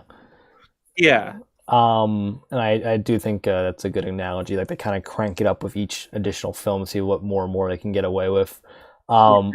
It's poking at the boundary to see where the actual limit, where is the actual line, where is the actual limit. Yeah, I agree. Well, it came out at an interesting time in movies because more and more filmmakers were seeing what they could get away with, what the boundaries they could push. It was the first era where a couple of filmmakers because when you were releasing a film in America, you had to present it to the Hayes Authority, Yeah. and a couple of filmmakers during this time period just didn't. They refused to just release their movies anyway. Yeah. Hitchcock had famously done a couple of things in Psycho that you were expressly not allowed to do, and gotten away with it. So it's a very interesting time in film. Yeah, because their power was waning and the boldness of directors was growing. Yeah, so I think the tone atmosphere clash was pretty interesting, and the meta reasons for it make a lot of sense. Setting, I really think Jamaica was an interesting setting. I think particularly for this time period, right? Like to see, because the Caribbean during this era was very interesting, because this is right before Cuba got hot, right? Or rather cold. Well, a couple of interesting things. The movie's American release was actually delayed because of the Cuban Missile Crisis. Yeah, I was gonna say this is right around that time period, so filming it in the Caribbean during that time period is actually kind of wild. And another thing is that part of the reason they could film in Jamaica because it was part of the British Empire at this point. It gained its independence 2 months after they finished filming. Oh wow! So the crime went way up then afterwards. This is back when Britain actually enforced crime laws. Yeah, we're getting a little spicy in this segment. Yeah. Anyway, I had to make a spicy joke. It's the movie wasn't gonna do it. I'm gonna do it. God damn it. No, but the movie actually was relatively spicy for the era, as we previously went over. A lot of the stuff that we kind of just don't even like blink at, right, was considered like, what was the review saying, was like really racy and overly sexualized and like violently graphic. Like if you would have told me this without me understanding like how history like kind of unfolded, I'd been like, really? That's like kind of extreme, don't you think? But like for the time, it was considered extreme. And then there's other things as well, where they had to change things from the book. Oh yeah, they got rid of the octopus fight, right? Because that was like too hard to film, and, like kind of ridiculous. They also, in the book, when Honey Rider comes out of the water, she's fully naked. Well, yeah, you can't do that. And according to Wikipedia, she also had dreams in the book of becoming a call girl in New York City. Oh boy. Okay then. Yeah, that's. I'm just reading the Wikipedia. It says in the novel thing, and Bond gently dissuades her, citing how sordid prostitution is. So Ian Fleming was just totally horny posting throughout this whole book. Ian Fleming definitely was. Ian Fleming has some very strange passages in the books. Apparently, in one of the Bond books, Bond says that homosexuals can't whistle. To be fair, Rangi, go. Rangi. Damn it, you're proving him right, Rangi. But I think that's more tied to the autism than the homosexuality. Ian Fleming would be like, what's the difference? But yeah, so Ian Fleming, kind of a wacky guy. He was very pissed they cut the octopus fight from this film. Oh well. Oh, that would have been amazing. Have you ever seen Edward? No. Do you know who Oh, Edward is? he also wrote Chitty Chitty Bang Bang. He sure did. Ian I've Fleming? never seen. Yeah, I'm not really familiar with it, but I've heard of it. So He wrote the book Titty Titty Bang Bang. The movie was written by a good friend of his, Roald Dahl. Oh, Roald Dahl.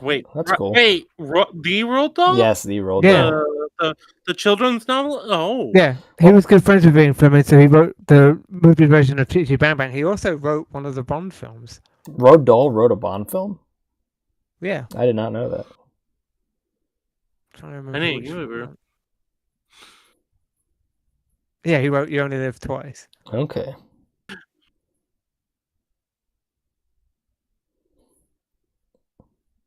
Oh, they should have gotten Ian Fleming. Oh, he was dead by then. Never mind.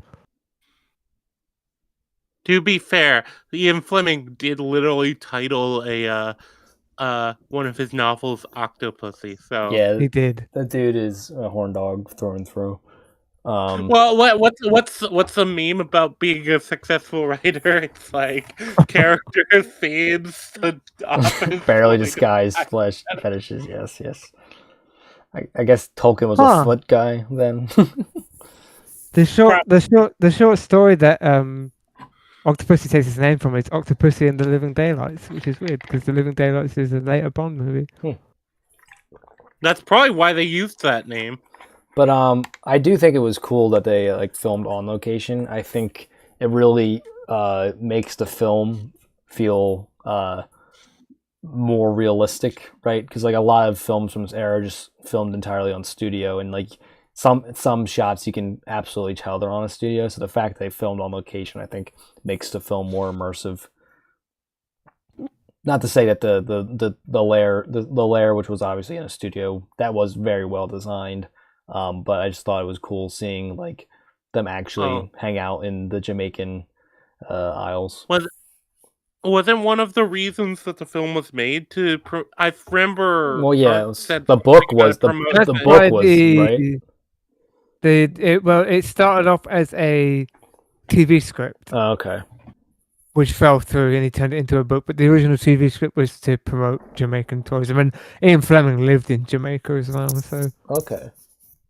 Oh, interesting. So yeah, on an estate called Goldfinger. he definitely painted it in a positive light. Cause like after watching this movie, like damn, I want to go to Jamaica now. Which, to be fair, the Caribbean is always a fun time.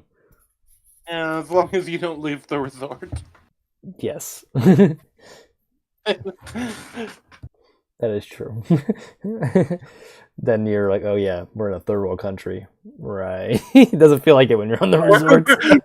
we're a third world country, and I'm a decently wealthy by comparison American. Yeah, surely that nothing could go wrong. But yeah, so I really thought Jamaica was a cool setting to do a Bond story in. I think like because when you think of Bond, you think of England, and so like Jamaica is kind of even though they have islands, right? Like, and England is, or the British Isles are islands. Like the Caribbean islands are kind of like the opposite of what the British Isles are. Like it's like warm and sunny, and people are happy. Whereas like yeah, it's tropical. yeah, the tropical atmosphere is the exact opposite of where England is. It's always cold and rainy, and everyone's miserable. Oh god, I wish it would rain. Has it not rained this summer in a while? No. Is it still hot over there? For you guys, I mean. Yeah. Yeah, but it's not the heat; it's the humidity that's the problem. Yeah, people say that and then like never step foot in Florida, where it's literally all humidity. I mean, the humidity the other day was like 85%. I fucking hated when I lived in the South how humid it was. Yeah, southern Florida humidity is it's another level. I've been to Ireland in the summer. It's not that bad. Yeah, right now the humidity is 88%. Pretty sure sometimes it gets like damn near 100% in the U.S. South. Oh yeah. Last time I was in Texas, we were just fucking dying. I was just drinking. I was just smashing beers just to cool down because the beers were cold. Hell yeah. I don't even didn't even like the beer. It was like Bud Light. That's what I did when I was in Well- Italy one time. It was so hot out that I just drank soda. I don't even like soda because it was cold. For comparison's sake, right now here where I am, the humidity is 88%, and in Miami, Florida, it's 84%. Interesting. So it's more humid here than it is in Florida right now. All right. Well, you temporarily win this one, Art. But what's the temperature difference? Oh, for fuck's sake. Now I have to reopen the fucking thing. It's 17 Celsius here, but it is also Great. night. Wait until he closes it again and then ask him another question. It's 17 Celsius here and 27 Celsius in Miami. But But it's also... what's not in civilized countries' Oh, temperature? Christ. Yeah, we go by Fahrenheit here.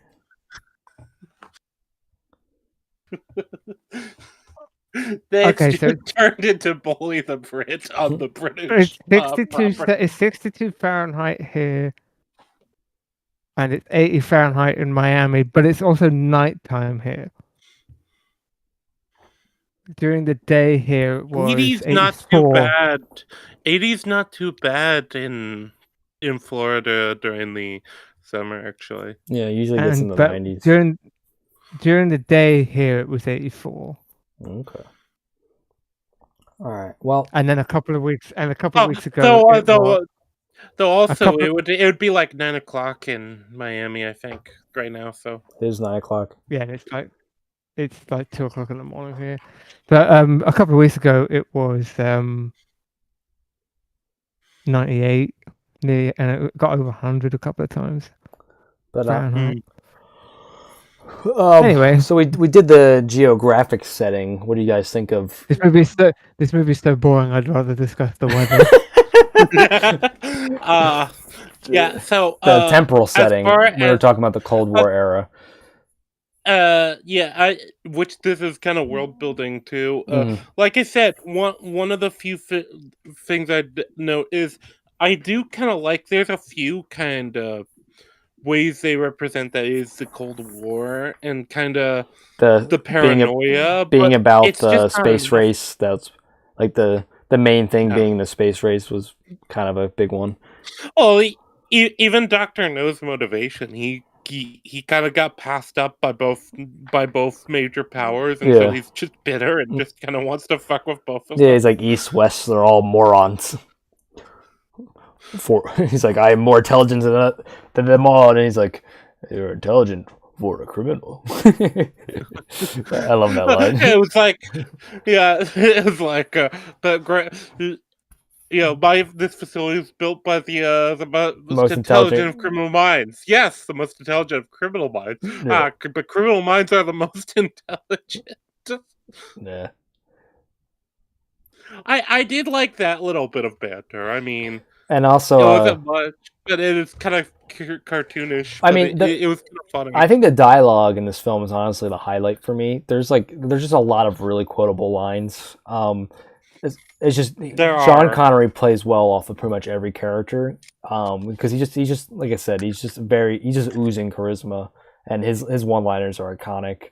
But this is it's funny because this is a quote, but like the quote's you limeys can be pretty touchy about trespassing, and me and Rangi were basically doing that with Art, but like you limeys can be pretty touchy about the weather, like because you know what a limey is, right, Rangi?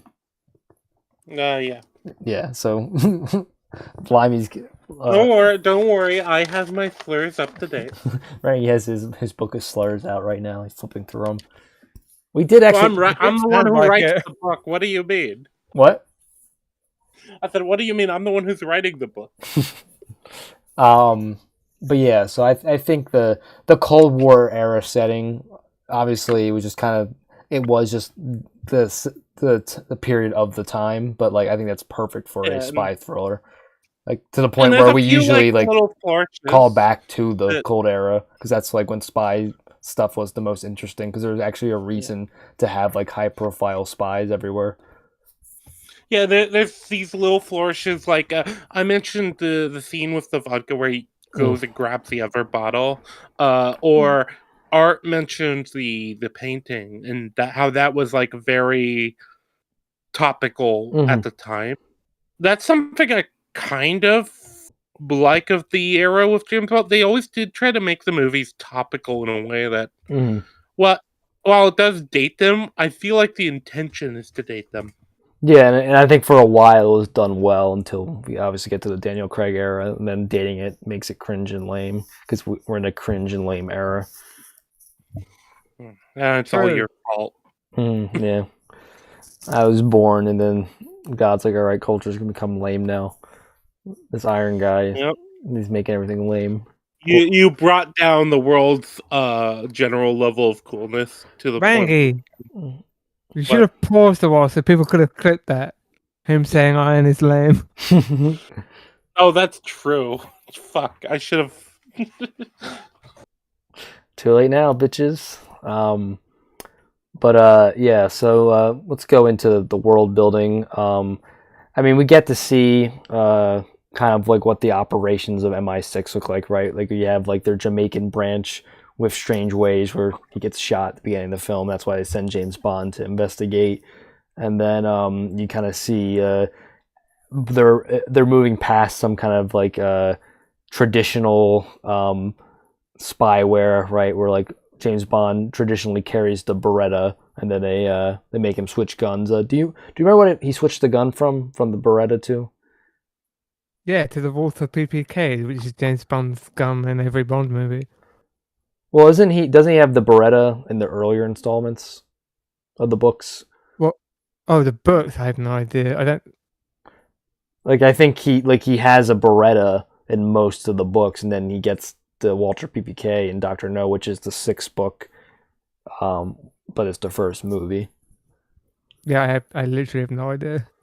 So I've never read any of the Bond books. So I haven't either. It's just that's what my understanding of it to be. I could be wrong though. I'm pretty sure I read that somewhere.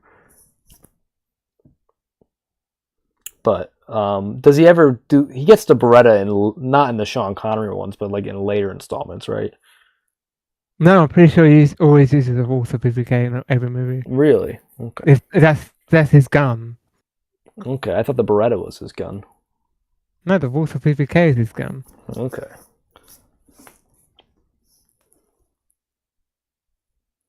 Yeah, he always uses that. That's like what it's known as in pop culture is James Bond's gun.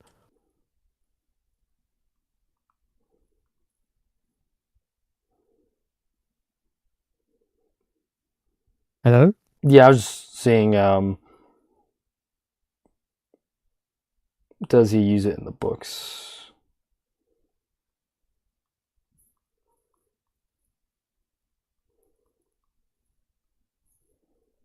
Fleming had given Bond the 25 per 418 Yeah, so pistol and early novels, but switched to the PPK and Doctor No. Yeah, so in the first 5 novels, he does have the Beretta, which is we found out at the same time. Like I said, I remember reading that somewhere, and then that's why in the movie they make a reference to it, right? Like in the book series, he's always had the Beretta, and that's why he wants to keep the Beretta in the movie, and they make him switch to the Walther PPK because it nearly got him killed in a previous story when they jammed on him.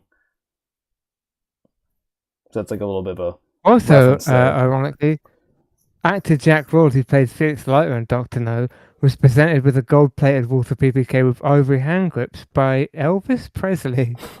That's fun. And he said he gave that to Jack Lord? Yeah. Okay, that's cool. I mean, Elvis was a huge fan of Hollywood at the time. And guns. Yeah. Well, that's the Southerner in him. True. But yeah, so I do think it's cool how like I said, I haven't read the book, so I'm not super familiar, but from my understanding there's a lot of callbacks to the book series in this film. So for book nerds, I'm pretty sure they really appreciated that. So they did a lot of reference weaving in the world building in this movie. I read one of them, but I don't remember what it was. There's an interesting piece of hidden world building in this movie. The Spectre all organization. the Well, I guess it's not no, really hidden. all the James Bond books Mm-hmm. were, they never said it outright, but they were all set 5 years into the future from when they were written. Mm-hmm. So it was the infamous way of explaining like the gadgets and the world events not being 1-to-1 accurate with the real world. Mm-hmm. They were going to carry this over into the movies, but they changed their mind. But one of the cars James Bond drives, the signage on it puts it one generation later than the actual car that existed in the real world at the time. And then when he's going to hit him with the Dr. No with the Adaptaion bottle, he's like, don't do that. It's a 55, which would not be ready to be sold in 1962. They're hidden references to the fact that Dr. No's actually supposed to be set a few years into the future, like the novels were. Oh, that's cool. But then they I just was sort of... one. Oh, what just? Huh? Am I here? You're here. Yeah? Oh, now you're not. Hello? You're here. Now you are. Can you guys hear me? Yeah. Yeah. Can you hear us? I don't think you can. Rangi, can you hear us? I think we lost Rangi. See? Can you hear what I hear? So this is, I think, an issue on his side, because if it was an issue on my side, I probably wouldn't be able to hear you either. True. Well, no, that was. I'll do it again. Can you hear what I hear? No. Oh, I kind of heard something there, but Rangi, no, can you speaking hear robot-y. me? Okay, well, I'll be. All right. Well, we'll carry on about him until he figures that out. Yeah, I was going to sing some more, but it's fine. Better you than me. I can't sing for shit. But hello. Hello? Can you hear us? Rangi, Rangi, Rangi. I don't think can you not hear us? Well, I don't think you can hear us either. I can hear you, Art. Can you hear me? Can you? What was I Yeah. doing? You were saying Rangi, Rangi, Rangi. So- No, I was singing Rangi, Rangi, Rangi. Get it right. So Rang, you can hear me too. Yeah, you're right. Yeah, I can hear you. All right. Then let's move on to characters. No, I know what happened there. I know what happened there. I'd accidentally clicked on something on my desktop and it just crashed Discord. Actually, before we do characters, let's go over some of the like the crab key lair and the dragon before we get into characters. 'Cause it's like the technology, it's part of the world building.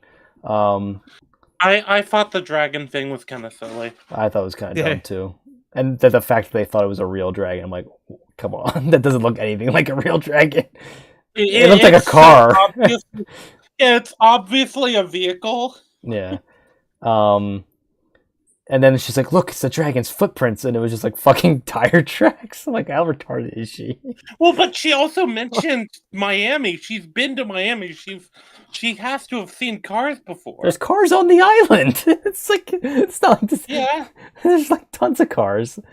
Yeah, it's like she's like this weird mix of like a tribal retard and like a. Well, but Rangi, it's worse than just her having been to Miami. She's been all over the world with her father. Yes. Fuck, you're right. I forgot about that. Yeah. So the So dragon. she might actually just be clinically retarded. The dragon was the pretty weird retarded. thing is Quirrell. No, the weird thing is Quirrell also suddenly like picks up this. Yeah, but he's kind idea of portrayed as like a retard native though. They kind of run with that a couple times. Just like I am. That's why I'm related to him. Look, I mean, I like. he's a very enjoyable character, but the movie goes out of its way to paint him as stupid. Well, it's weird. He seems like he's selectively competent in an annoying way. Well, it's the old like trope that like the they're really knowledgeable of the lay of the land and like the local customs, but anything foreign to them, they like go to like monkey brain, like ooh, what is that? it's like he thinks it's a real dragon. It's a fucking car that That's breathes true. fire. And as we all know, monkeys should be executed. True. But Iron apparently also believes it's a dragon because he said it's a car that breathes fire. shoots fire. Yeah, true. You've just proven your own point. Yeah. But the dragon literally serves no purpose other than to roast Quarrel alive. Yeah, no, it's so annoying too how he dies because he is actually He is actually a. I'd say he's probably He's one of the he's few top 3, characters. I would say, in this movie. Yeah, one of the 3 only characters in the movie. Yeah, he's like one of the only 3 people when like he's on scene screen, like you actually perk up. Like I said, luckily the main one is James Bond, who's in almost every scene. But like it's just like some of these side characters, man, they're so fucking dull. Well, I remember I mentioned in the group chat the name of one, and you guys didn't know what I was talking about. Yeah, it's Friend. Yeah, I had no idea. Yeah, we'll pull him up later because I did download a picture of him. But like, Yeah, we can make yeah, the and joke I was when we get also there. like, yep. But yeah, and then I thought I honestly thought when Rangi posted that he'd sent it to the wrong chat. Yeah, I thought you were talking about like some rando Discord profile. It literally sounds like a Discord username. It does. But we'll but you also see why I thought it might be like, well, I think this is a I think it's joke. I think it's a sex joke. Yeah, there's a lot of thinly Well, veiled I sex mean, jokes in this film. when we get to Gold, if we ever do Goldfinger, that has best Bond girl, Pussy Galore. Yeah, I mean, That is actually her name. I mean, this By the one. way, we don't call them thinly veiled sex jokes. We call them single entendres. I wouldn't call these veils. But yeah, I thought the set design of the island or the lair on Crab Key was really cool. I did dig the set design, and the touches like the stolen painting were really, really nice touches. Well, there's also, I think this is one of those things that has the silliness aspect of it. It's like you have this secret base, and it's basically just a fancy island resort. Well, yeah, they kind of meme on that a bit, right? Like the prison wardens are like basically like fucking receptionists at a hotel resort. They're like, enjoy your stay. Yeah, like no, they literally act like hotel staff. Yeah, it's pretty funny. But yeah, but this is not the idea of the villain in the secret lair. Yeah, I was gonna say like this like started that trope of like the over elaborate secret lair that like every fucking spy movie uses now, and even like it bled into like other genres too. Like there's like obviously like spy movies use it, but there's like a lot of other like just generic action films that use the secret lair base as well. Even then, and a lot of Saturday morning kids cartoons. Yeah, although you could say that kind of has always been a thing because of superhero secret bases in comics. But like I meant for like adult stuff having secret lairs, this was kind of like I think more of a first. But yeah, so I thought I mean, like I said, I enjoy a lot of elements of this film. I just don't think the film itself is particularly good. This is a film I don't regret watching. I enjoy it for what it is. There's definitely key scenes and lines of dialogue and shots and set design that I really like. See, this is what I was going back at. Like, there's things of value in this film, right? Like a lot of modern slop doesn't have that. Like, there's like nothing to take away. And like whereas there's like a lot of like gems like in the rough kind of. So that's why I do appreciate this film, despite how rough overall it is. But I hated it. Move on. Yeah, I mean, Art's a bit of a tougher critic than I am, but that's A-okay. We don't like having echo chambers here. That's because you're weak, flimsy. Well, We right, don't like having echo chambers here. right. Well, right. You make that joke, but you literally got drunk and butthurt last stream because we were debating and you were losing. And you know it's true. Hey, I did say I was better. I'm just saying you're weak and flimsy. And hey, you're weak and flimsy sober. Yeah. Talk that rah. Anyway, let's get into characters. We'll start with the side Oh, boy. characters. So we were talking about them earlier. Sister Rose and Sister Lily were just kind of like fun side characters. Where Who? they're the hotel staff essentially. Okay. They're the ones. I didn't even know their names. Yeah. They're the prison wardens, but like we said, they're essentially they like act like hotel staff. Yeah. They're like, hey, like here's your room. It's like here's your room. Enjoy your stay.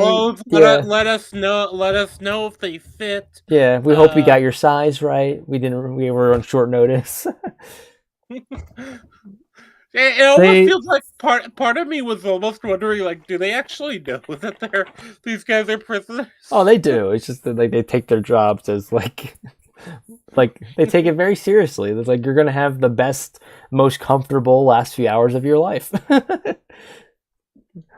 They made absolutely no impression on me whatsoever. I had forgotten all about them. I do. I mean, we can get to this when we get to the plot a bit more, but I do wonder what the whole point of like knocking them out. They were just gonna lock them in the room anyway, regardless. Hey, well, yeah, I was almost thinking like, that they aren't armed, and they're locked in a room, so they can't go anywhere. Like, what was the point of knocking them out on top of it? Yeah, well, it's interesting because like it's also though like there's when they have the door open, it's like why not just barge out? Yeah, I guess like what are they gonna do? Well, there's no guard. From James Bond's perspective, he wants to get information, and he's invited to dinner, and he figures that's as good a place as any. Like he's been in these situations before. He knows kind of you have to let the bad guy monologue. well, I'd imagine it's also like if the moment you make that move is the moment that the masquerade of civility ends. Yeah, and like because like you have to remember this isn't like with the exception of the Daniel Craig Bond, all the Bonds are like very experienced. So it's like they've been here, done that. Oh, it felt kind of. Actually, I'll talk about that when we get to Bond. But is there anything else to talk about with them? No, no. I think they were just fun side characters. So I guess I mean they made more of an impression than some. Yeah. Well, speaking of not making an impression, here's Rangi. You want to say his name? Yeah. It's just give me a second. I have to scroll up because I did because like I said, this was earlier in the day, so Puss Feller. Yeah, that's definitely. Yeah, that is definitely a sex joke. Yeah, it sounds like Pussy Feeler. So. Yeah, and he's the owner of the bar that Quarrel went to. Yeah, I like he's in like 2 scenes. Basically, like the most important thing he does is like call the place that Annabelle Chung like says she works for, and then he's like, oh, they've never heard of her. He's like, I'm a freelancer. I guess he also gives Bond like kind of a bit of a place to operate out of for a few minutes, but it really is nothing. Yeah, major. Like I said, he helps try to apprehend Bond when I think he's like not on their side, and then he like gives him like a very temporary place of operations, and then like he makes a phone call to verify something. Yeah, and he kind of facilitates a bit of the meeting with Quarrel and Bond too. I guess that too. Yeah, I mean, like he's what they call a functional role. He's like bartender man who does bartender things. Yeah. But yes. Well, I mean, he was at least willing to also just jump into You can tell he and Quarrel probably are good friends. Yeah. He is willing to jump a spy for him. On Wikipedia, he's described as Quarrel's good friend. So, Not anymore. yeah, that's true. Oh god. Oh yeah, that is something they don't really ever address. I guess because the movie just kind of ends. But like, they just a Jamaican citizen gets brutally burnt to death, and no one really cares. Yeah. He gets sent to his death by Bond. Pretty much, yeah. Bond's like, here, I have this really terrible strategy. Let's do it together. And then he gets burned, and Bond like kind of gives him like a pitying look. It's like, I have a chick to bang. The funny thing is, too, Bond the whole time while he's shooting is just standing there. I mean, the Jamaican got barbecued. Shish kebabbed. Yeah, he got barbecued. Speaking of, I guess Jamaican barbecue is pretty good, but yeah, I'm sure his barbecue. Yes, that was the whole point of the joke. Because the Jamaica is famous for barbecues. Thank you, Ryan. You're welcome. Good job. It's funnier now that even I got that one. But yeah. So let's see who else we got. Oh, here's another Jamaican, Mr. Jones. Who? the taxi driver that takes the cyanide cigarette. That's a new one, a cyanide cigarette. But yeah, he facilitates one of my favorite lines in the film is when he goes like to the Jamaican MI6 base. Bond pulls up in front of the government facility with Mr. Jones in the back seat. And he says, "Sergeant, make sure he doesn't get away." Like I got a good laugh out of me. There's just a dead guy in the back of his car. He's like, "Sergeant, make sure he doesn't get away." And he just says it like so seriously. Also notable for being the first bad guy that Bond beats up in a James Bond movie. That's right. Yeah, he knocks him up pretty good. Knocks him around pretty good. Let's say like that. Yeah, he knocks him around pretty good. No. Oh my God, Bond knocked him up. He's not the Joker. It's okay. He can't get pregnant. Anyway, that's some. No, I'm not. No, that's not. That's about hard declining to go down today. Well, have we considered that Bond knocked the cyanide out of his system? Anyway, That's true. Once he ate the cigarette, he should have just punched him really hard to see if he could knock it out of his system. Just make him puke up the cyanide. Oh my god, I'm gonna need a cyanide cigarette to get the pregnant Joker image out of my head. I hate that frame so much. I don't know what you're talking about, but I don't want to know. It's retarded modern comics. We don't need to go into it. Anyway, as opposed to retarded older comics. Yes, because retarded older comics are based. They're more fun. They're fun in the same way that like James Bond is fun. It's like tongue in cheek and like over the top, but like it's a good time. But yeah, so let's see some other side characters. Boom, boom, boom. Just to make things easier for me. Don't just say their name. Say their name and then immediately say who the fuck they are in the film. Strangways, the MI6 operative in Jamaica. Oh, I can actually correct you on this one because his name's just Strangway. Yeah. Oh yeah, Strange Way I do remember because his name is repeated a lot. Well, Strange Ways is a prison, so he's just Strange Way. So yeah, he's the first operative we see in the movie. He's like just kind of playing cards, enjoying the resort while he's like presumably gathering intel, right? Kind of work and pleasure at the same time, and then he gets killed by the three blind mice. See how they run. But yeah, let me pull them up. I did like the three blind mice intro. I thought that was pretty fun. Interesting little bit of trivia. The woman that plays Strange Way, his receptionist. Mm-hmm. The only reason she's in the movie is because she filmed the house they filmed that scene in. Oh wow, that's her house. That's so cool. Like, well, you might as well play the part.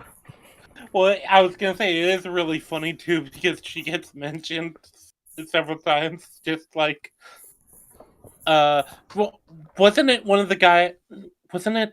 Was it the character that mentions the Strange Way had an attractive reception. Yeah. Someone said it. Yeah, I didn't pull up a picture of her because like I'm trying. There's like I said, there's not like a ton of characters in this film, but I'm at least trying to put people that we could like at least talk about for like a couple seconds. Like I have nothing to say about the receptionist other than she was mildly attractive.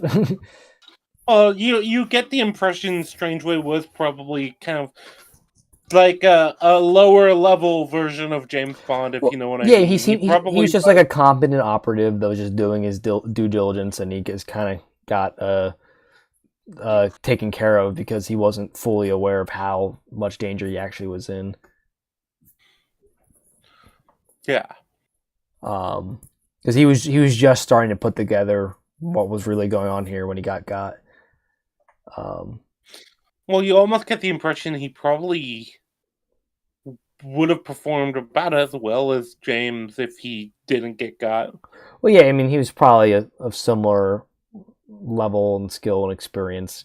James Bond's just the best they have. So, like, one of their top level operatives got, so they're going to send their best operative, because if this happened to one of their top guys, well, they're going to need to send their best to take care of it. Yeah, he got, so they sent someone to get the gotters of the got man. Correct. Yeah. Oh yeah, that's just how proper escalation of force goes, right? Yeah. Yeah, and then they're gonna get someone to get the guy who got the guys who got the guy who got. Yeah, you see once the top British operative gets got, that's when they send like the lowest level American. So then they send what's his name, Jack Letterin or Felix Letterin. Felix later. Yeah. But yeah, so Professor Dent. Who? He's the guy. No, I know this one. Yeah. I was gonna say he's actually one of the main characters in the film, or he's like the second. Yeah, Harvey Dent. Yeah, he's the secondary antagonist. See what I did there? Ah. Oh yeah, he's very clearly. Joke.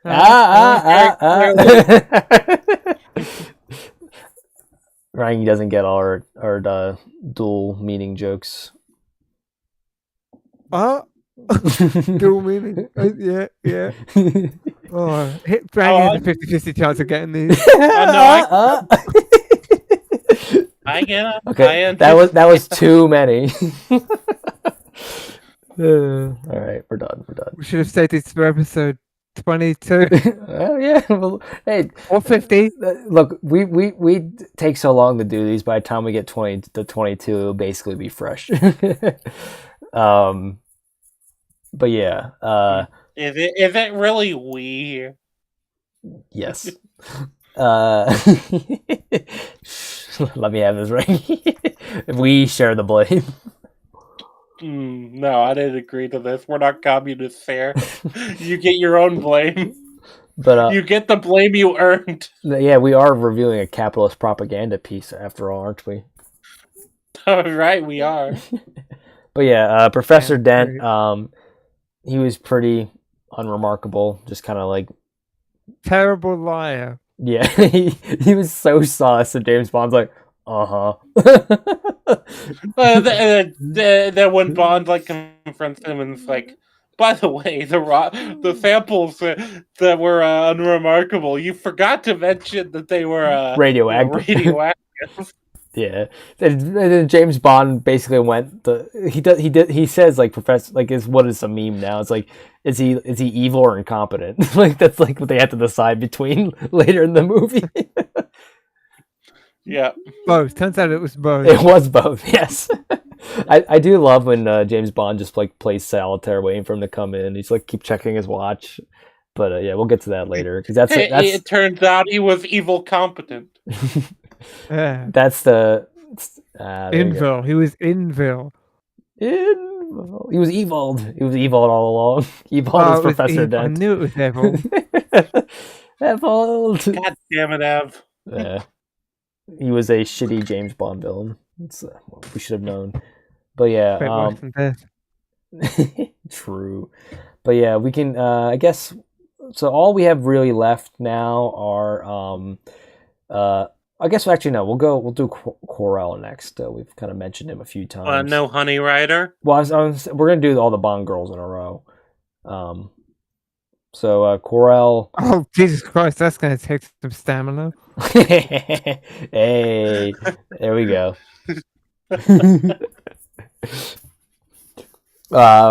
But yeah, that was caught off guard there. That's a Rangi type of joke there, so I was not expecting Art to make it. See, it's funnier when Art does it because he does it in moderation. Rangi's just a whore. He just whores out those jokes. Well, no. Look, I'm prepping the field because now you're expecting them from me, and then Art comes in for the kill shot. Yeah. Teamwork, that's what that is. Teamwork makes the dream work. Exactly. I'm laying out the covering fire. I Rangi guess. throws in the pitch and I hit the home run. I point to the stands like Babe Ruth. Who was actually probably still alive during this era. Or we went that far back in Probably. history. Yeah. He wasn't the healthiest guy, so I He- don't think he exactly Babe lived Ruth that was also long. considered for the role of Bond. Was he? Oh, Babe Ruth died in 1948. Oh, never mind. I knew he didn't live that long. He was kind of a fat alcoholic, but He was. I yeah. stole the movie. Yeah, Quirrell, probably my second or third favorite character in this movie.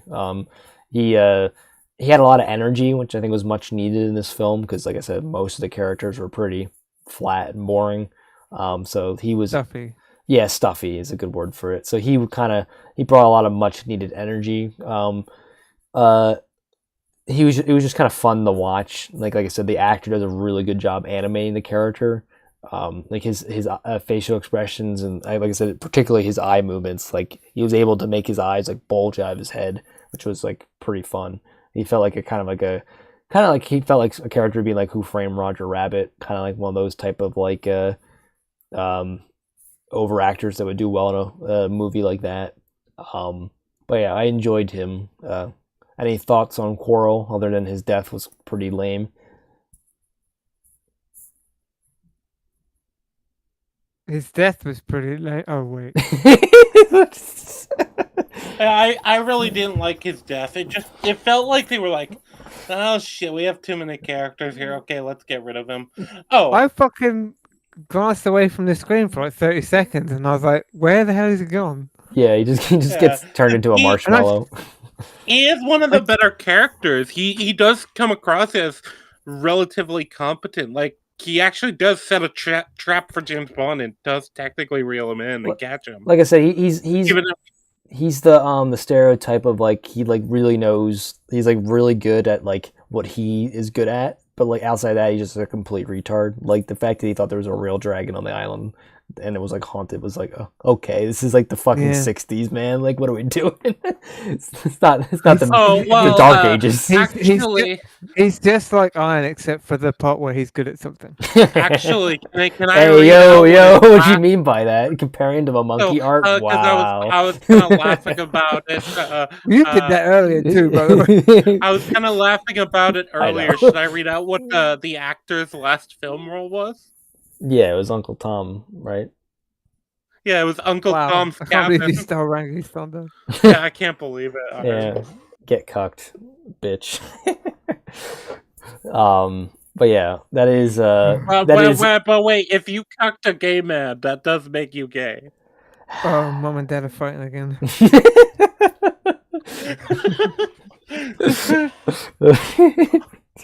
Well, it's like AIDS. If you do it to a gay man, you get it.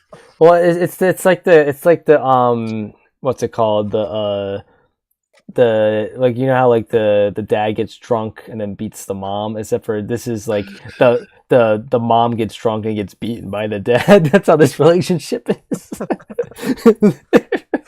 It's like, quit drinking, honey. Backhand. Well, shit, because you backhanding beating me, I guess I have to drink more. Oh, it's a horrible cycle. The violence. It's like a Naruto character. Like violence begets violence. All the world knows is pain. But But yeah, let's see. So we've done. So basically, all that's left is the main two protagonists, antagonists, the Bond girls, and the MI6 people. So let's do the MI6 people. So we get Q, who's in like one scene, just to hand him the Not my hashtag, not my cue. hashtag not my Q. Correct, because this guy's Q1, other guy's Q17. So Art, what's the gun he replaces the Beretta with again? Walter PPK. Yeah, so basically his only role in the film is just to hand James Bond is Walter PPK. So that's all Pretty much. he does in this film. He's ordered to do so by M, who. So the MI6 people are in like are the three leading characters for most Bond films, right? M, Q, and Miss Pretty Moneypenny. sure. The guy who plays kinda. M is in 10 movies. Yeah. So This era, they're kind of more support, so they don't really get as much as you'd expect. They're kind of just lingering, kind of repeating background characters. well, I mean, Yeah, because when M became Judi Dench, she got a lot more to do. but yeah, he's like the exposition guy. Like, here's your mission, Bond. If you choose to accept it, like this is what you got to do. Wait, I know. I was doing that's a different yeah. franchise. It was a meme. You want to get sued? Sued. Yeah, but yeah. M basically is just like, here's your mission. Go save the world, Bond. And give Why that is he Beretta Scottish back. now? What? He's British. Why is he? Yeah, I know, but you seem to be doing a Scottish accent. Or Probably more like Sean Bond. Connery. Take the Bond, here is your mission as you but why are choose you to doing the Sean Connery Got a voice? good show. wave the gun. Take the cannoli. Or wait, does M pass on the voice? Right? Like, did you it's did like you even the get that last reference? I did actually. Okay, good. Just make sure you are cultured. Well, I don't believe it. I- What was it a reference to? Goodfellas. No, you fucking moron. No, that's wrong. But then I must have misremembered. I don't know, some old film. It's The Godfather. Oh well, I've never watched The Godfather. What? I fell asleep. You wound me, Rangi. You wound me. I know Art's actually not Oh yeah, the all biggest on the that film. fucking movies and actors I've brought up today that you haven't seen. You wound me. Yeah, but like, Fucking don't know who Cary Grant is. It's fucking unacceptable. all right. Well, I think The I knew it was Godfather is a mob bit more movie. iconic. I was at least right about that. Well, you can understand you're right. context clues. Cary Grant, one of the fucking most iconic actors in Hollywood history. Yeah, but there's also Godfather's Marlon Brando, Al Pacino, Robert Duvall. Who? I actually can't tell if you're being serious or not. Well, I knew two of the three. Which one don't you know? Robert Duvall. The last one. Robert Duvall. He's a great actor. Yeah, I don't know who that is. He was a great actor. Oh yeah, he just died this year, didn't he? This year or late last year. He died February of this year. Yeah, so I probably late last year. Fuck off. I don't remember people though. Look. Do you remember who I am? No. Yes, Ark. Hmm. You're Oh, Arkham and you- Warden. Shut up, Burger.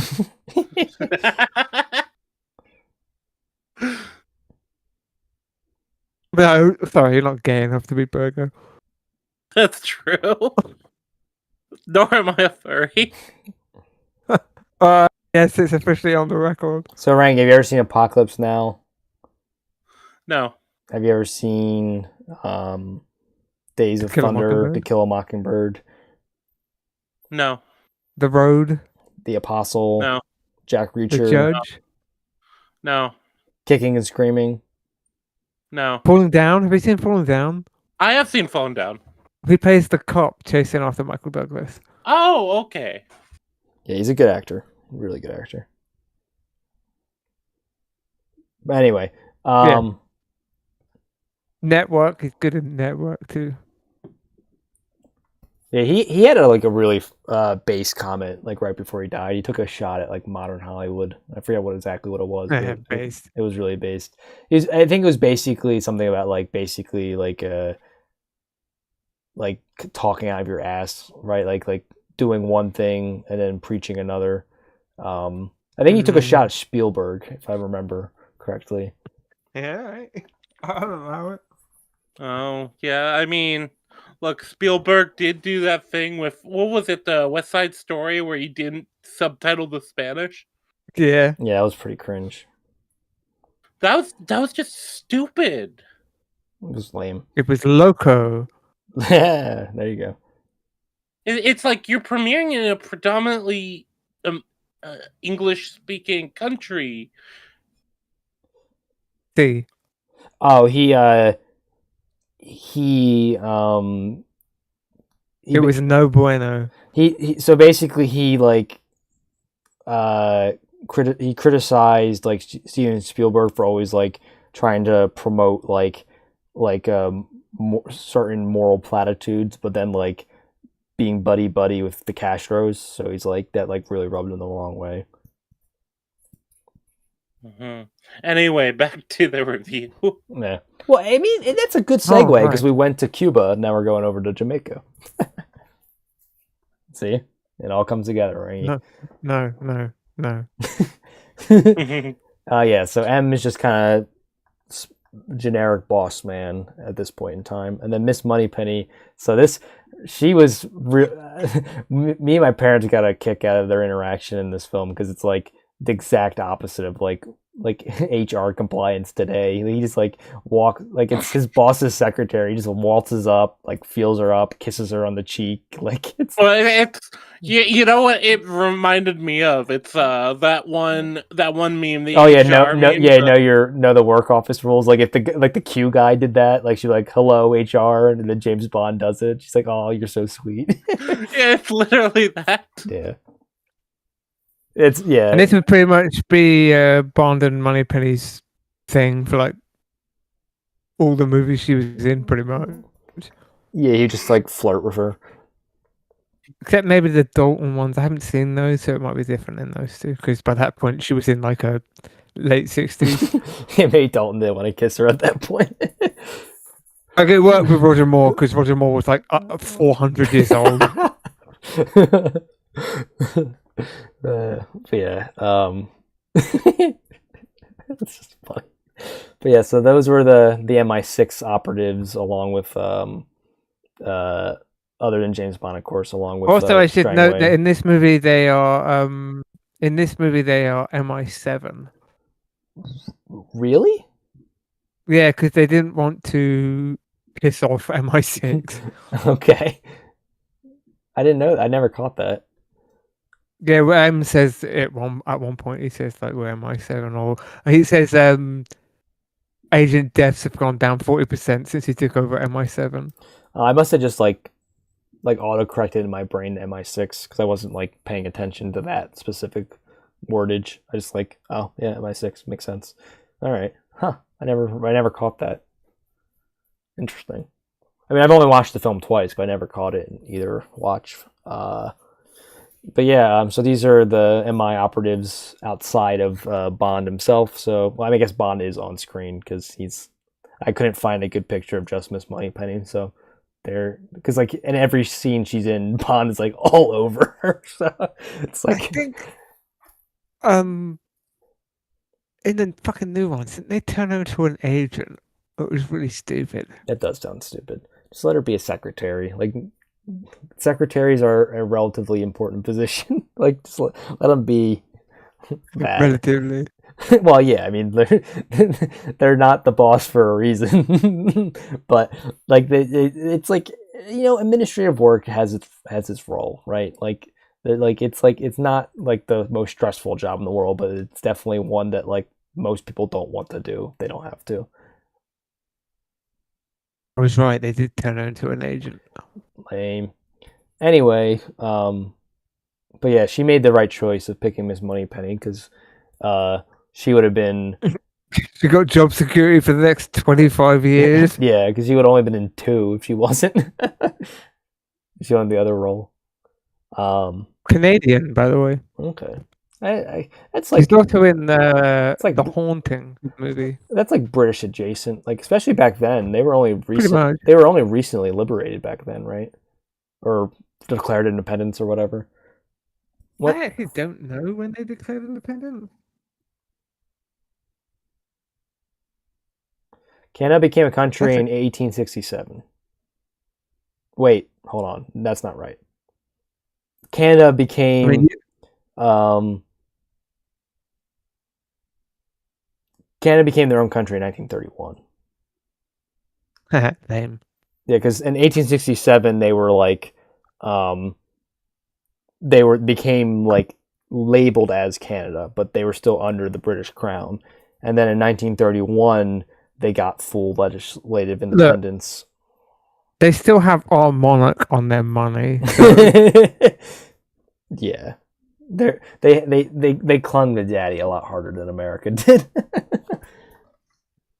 It's like America was like the rebellious child that wanted to do his own thing, and then like Canada was like the is like the middle child, just like looking for any ounce of affection, and then Australia was like the third child that like I think Australia still have the monarch on their currency too. I think they do. Yeah, America I think is the only one to really of like the we'll say the of the The big three. Yeah, the big 3 colonies, or AKA the white colonies.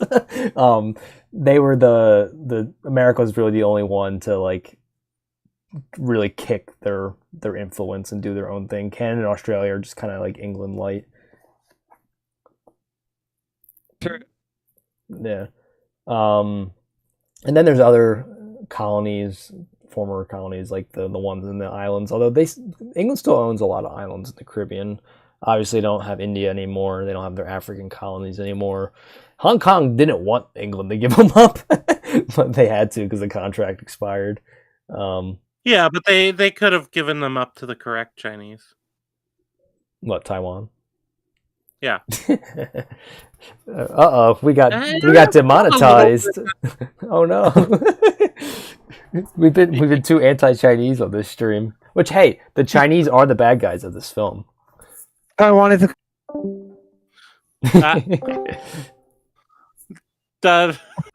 The Chinese took art out like they took out Strangway. What were you saying, Art? The Chinese took them out. Talking about Taipei, China. Something Wong. Yeah. But yeah, let's get to the. Everyone Google what happened in the June 1989 in China. You can't talk about that on Marvel Rivals.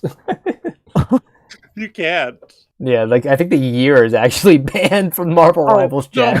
There's actually a story I heard a long time ago.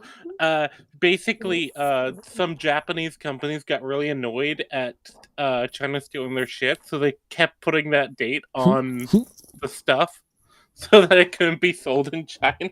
That's hilarious. You want to play Marvel Rivals and ask you to put your date of birth in, and you scroll down to the 80s, and it's like, wait. It's like 87, 88, 90. Where's my birth year? It's nowhere to be found.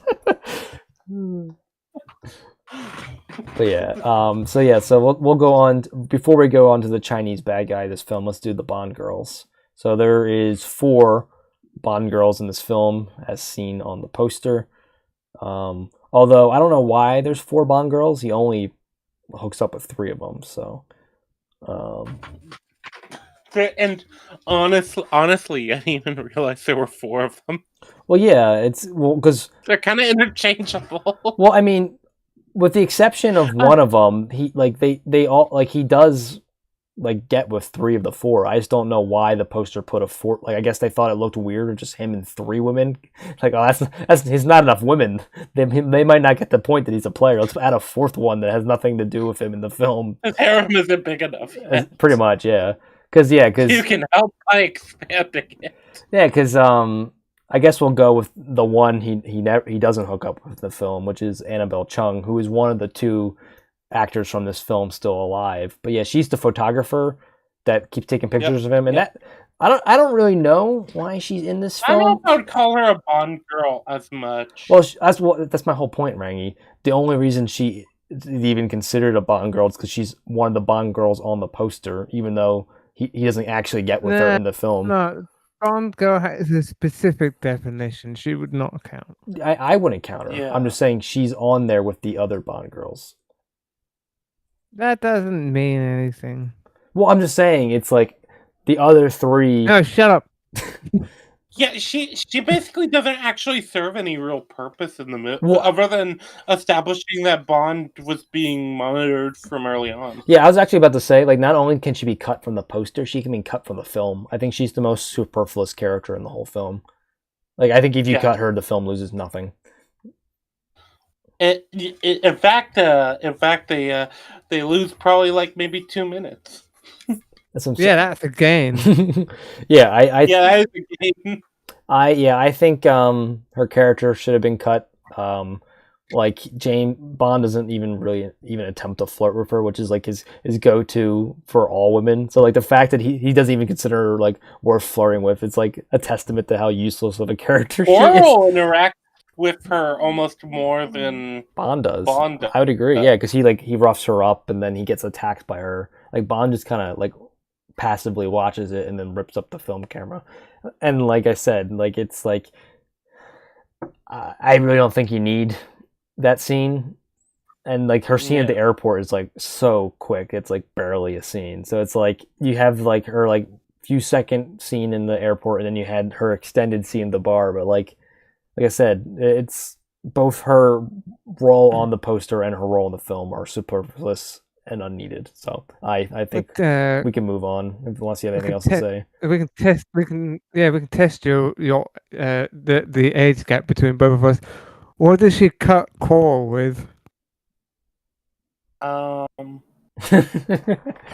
Is it like some kind of makeup thing? No. I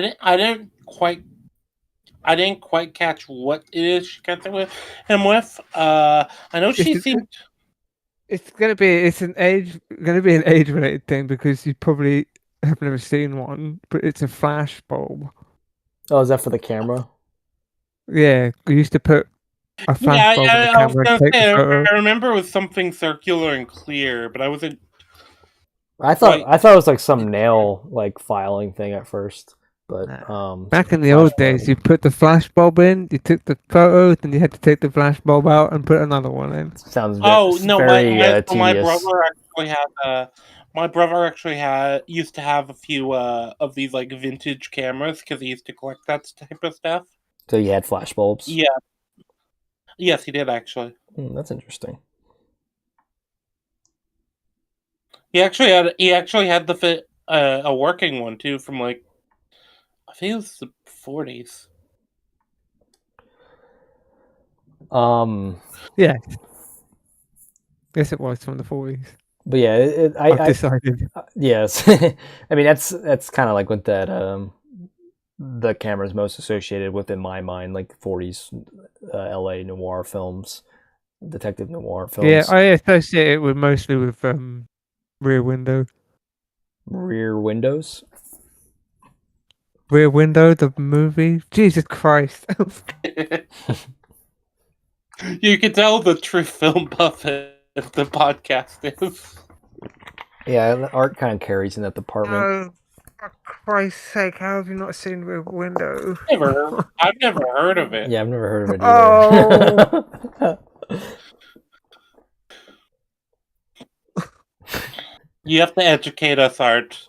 Art Sensei, please teach us. See, Art, we're like It's the best Alfred Hitchcock movie, James Stewart. I've never seen any Alfred Hitchcock broken films. leg, looking out the window with his camera, thinks he sees someone being murdered in the opposite apartment. Oh wait, no, hold on. I think I have heard of this one. It's very famous. It gets parodied a lot. I'm sure I Yeah, would recognize the parodies, but It's got Jimmy Stewart in it. Please tell me you know who James Stewart is. The name is is he familiar. related to Patrick Stewart? I hate you. It's got Grace Kelly in it. Oh no, I've heard of Grace Kelly. Iron. He's obviously Superman's like kind of sidekick as Clark. Now, why do I recognize Grace Kelly? What is she in that I've seen her? I've heard the name before. She was Princess of Monaco. Yeah, that's why I know her. She was a film actress, and then she married the Prince of Monaco, and then she retired and moved to Monaco for the rest of her life. Yeah, I know her as the Princess of Monaco. I don't know her as an actress. And anyway, the rest of the Bond films, speaking of women. Yeah. Speaking of women, next Bond girl is the one Miss Moneypenny could have played, Sylvia Trench. I find it fascinating that one of the most iconic phrases in the Bond movies in this movie is him teasing her for the way she introduces herself. Bond. James Bond. Yeah, he only says that because she introduces herself as Sylvia Trench. But the way he says it is so iconic. Bond. Yeah, it is Bond. the delivery. Yeah. Sean Connery, like I said, Sean Connery can take a cheesy line and like make it just like instantly iconic. It's aura. That's what it is. Yes, Sean Connery is like literally oozing aura. Did you ever see the interview where he was getting called out for being a misogynist by a woman, and then by the end of the interview, she was actively flirting with him? I haven't seen that. It's like she literally is like, oh, you like, she basically like in like a less kind of overt way calling him like a sexist pig. Like it was like a little bit more subtle than that, but that's what she was essentially getting to. And that was like her point about him. And then like he was so charismatic that she was literally flirting with him by the end of the interview. It was really funny to watch in real time. He just had that magnetism. Yeah, it's but yeah, Trench, what does she do in the movie again? She's the first Bond girl. Like he's like flirting with her at the casino, and then like she shows up to his place after like his M tells him he has to leave immediately, and she goes, "When did you say you have to leave?" Oh, that's the one. And then she kisses him. He's like, immediately. Kisses again, almost immediately. I really like. She's another one. It's like she really doesn't have much to do in those. She's just sex appeal. Honey Rider is the only character that, or the only character for the Bond films that is actually like at all involved. Incorrect. The next Bond girl actually does have a plot relevance. Oh Miss right, Taro. no, One piece. I forgot about her. One piece of trivia about the actress who plays Sylvia Trench. The reason she's in this movie is because she'd been in the director's previous movie, and so he was like, "You're my good luck charm. You have to be in this movie too." That's funny. And then she ended up going on another. Did the director do the next one as well? Yes. Okay. And did he do the third one? No. Okay, so that's why she got dropped, because the new director, don't need the good luck charm anymore. But this director did do Thunderball, and she's not in that one. I guess he figured by that point he didn't need her anymore. Yeah. Your old news, bitch. He probably got a newer model. Probably. She would have probably been a little old by that point. Or older. Miss Taro, she another Bond girl, but she, unlike the other Bond girls in this film, not counting Annabelle Chung, she's actually antagonistic towards Bond, and she like sleeps with him to like distract and delay him. But like Bond knows what her game is. He just plays along because he just wants to bang her. He's like, no, it's fine. Yeah, then he complete like literally as like mid hooking up, he like checks his watch to make sure he's not running late. Like he doesn't want to get too carried away that he actually lets her win. This was another thing pushing against the Hays Code, although it's a British film, so it didn't really have to follow the rules. But you see her and Bond on the same bed at the same time. Oh yeah, that was like a big no-no. That used to not be allowed. Yeah. If you saw two characters on the same bed, the man always had to have one foot on the ground. That's a really odd. The Hays Code's fucking just whack. That's why in all the old TV shows they have like separate beds. Yep, lots of old movies too do the same thing. Yeah, it's pretty amusing. But yeah, so she basically her whole thing is she's like what's her role on the island? She's like a maid or something. I'm going to be honest with you, I have no idea because I was zoning out so much. I just assumed it was the lady from the fucking nightclub. No, she's like a maid on the Kingston like MI6 or I guess MI7,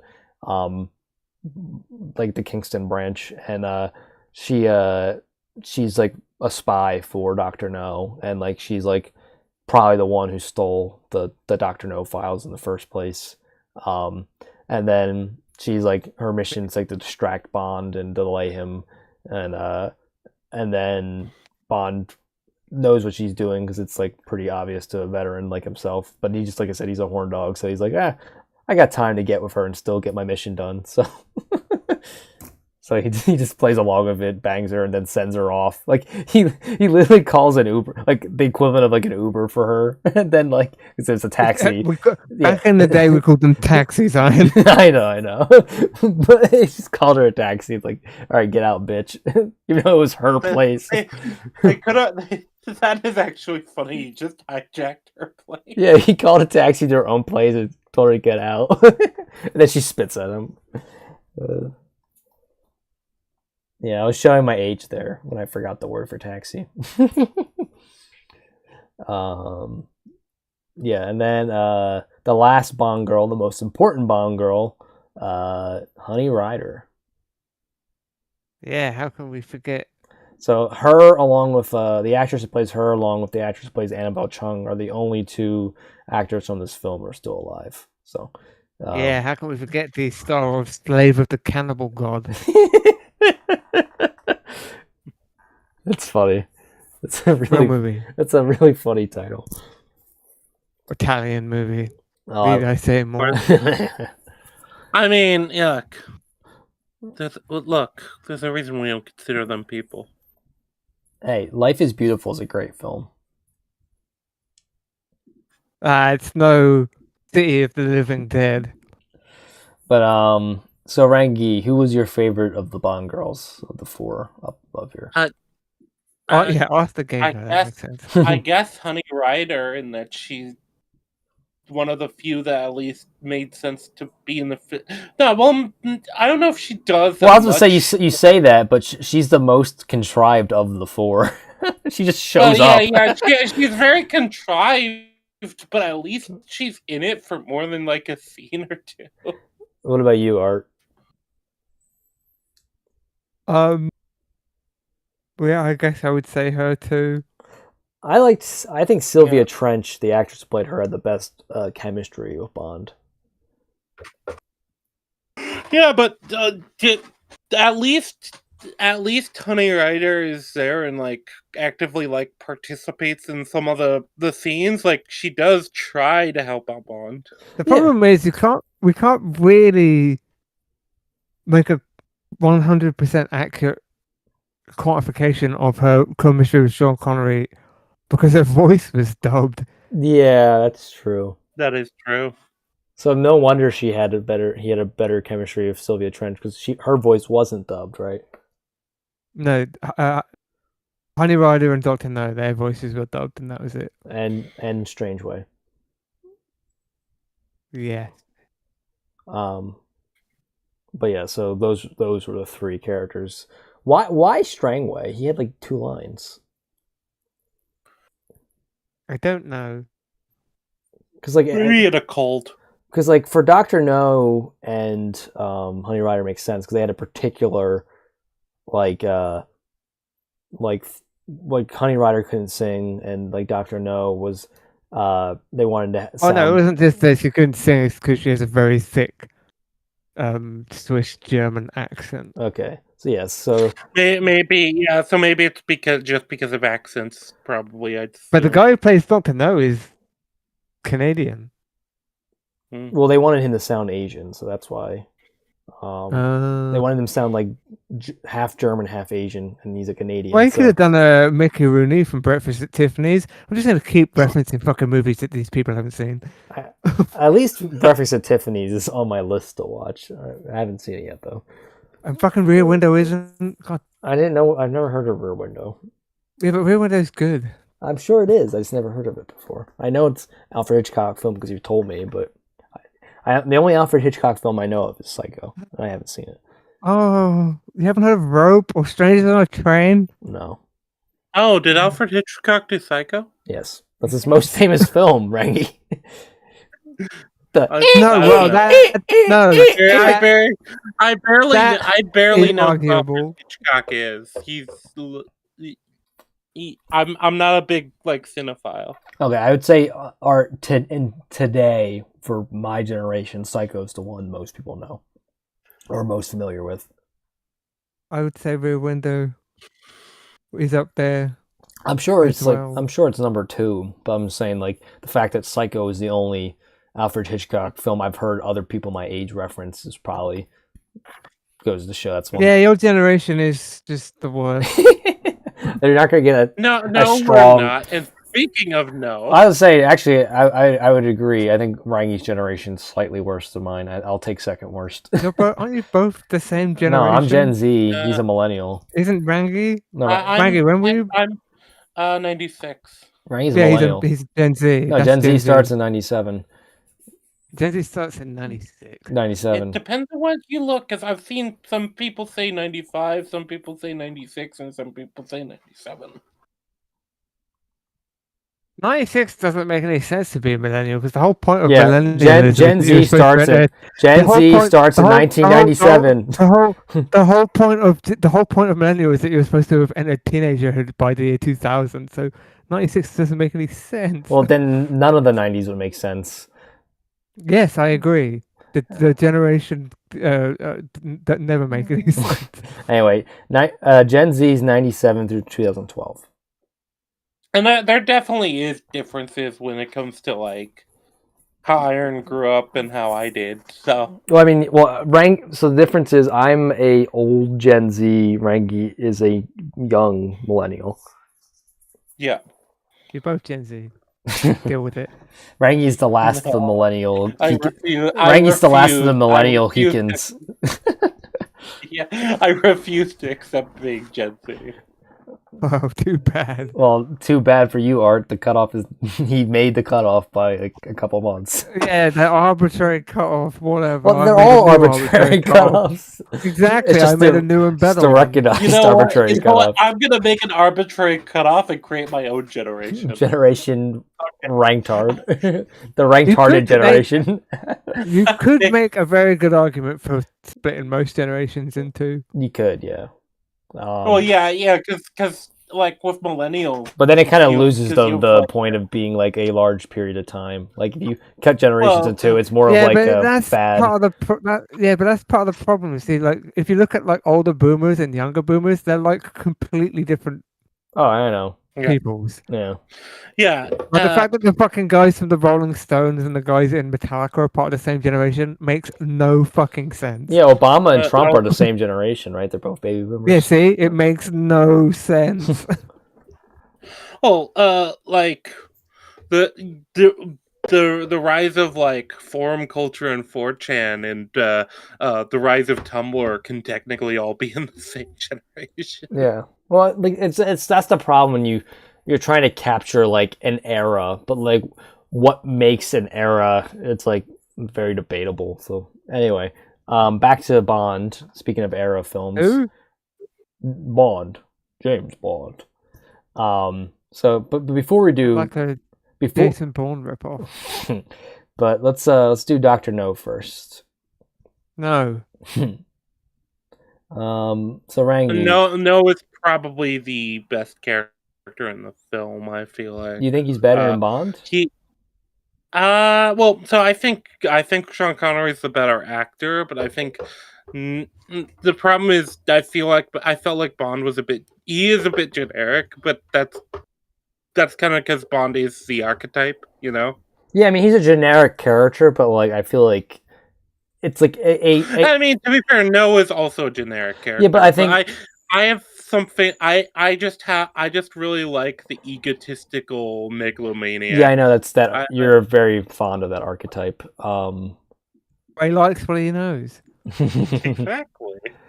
I do think that even though James Bond is a very archetypical character, that like that's not necessarily a bad thing.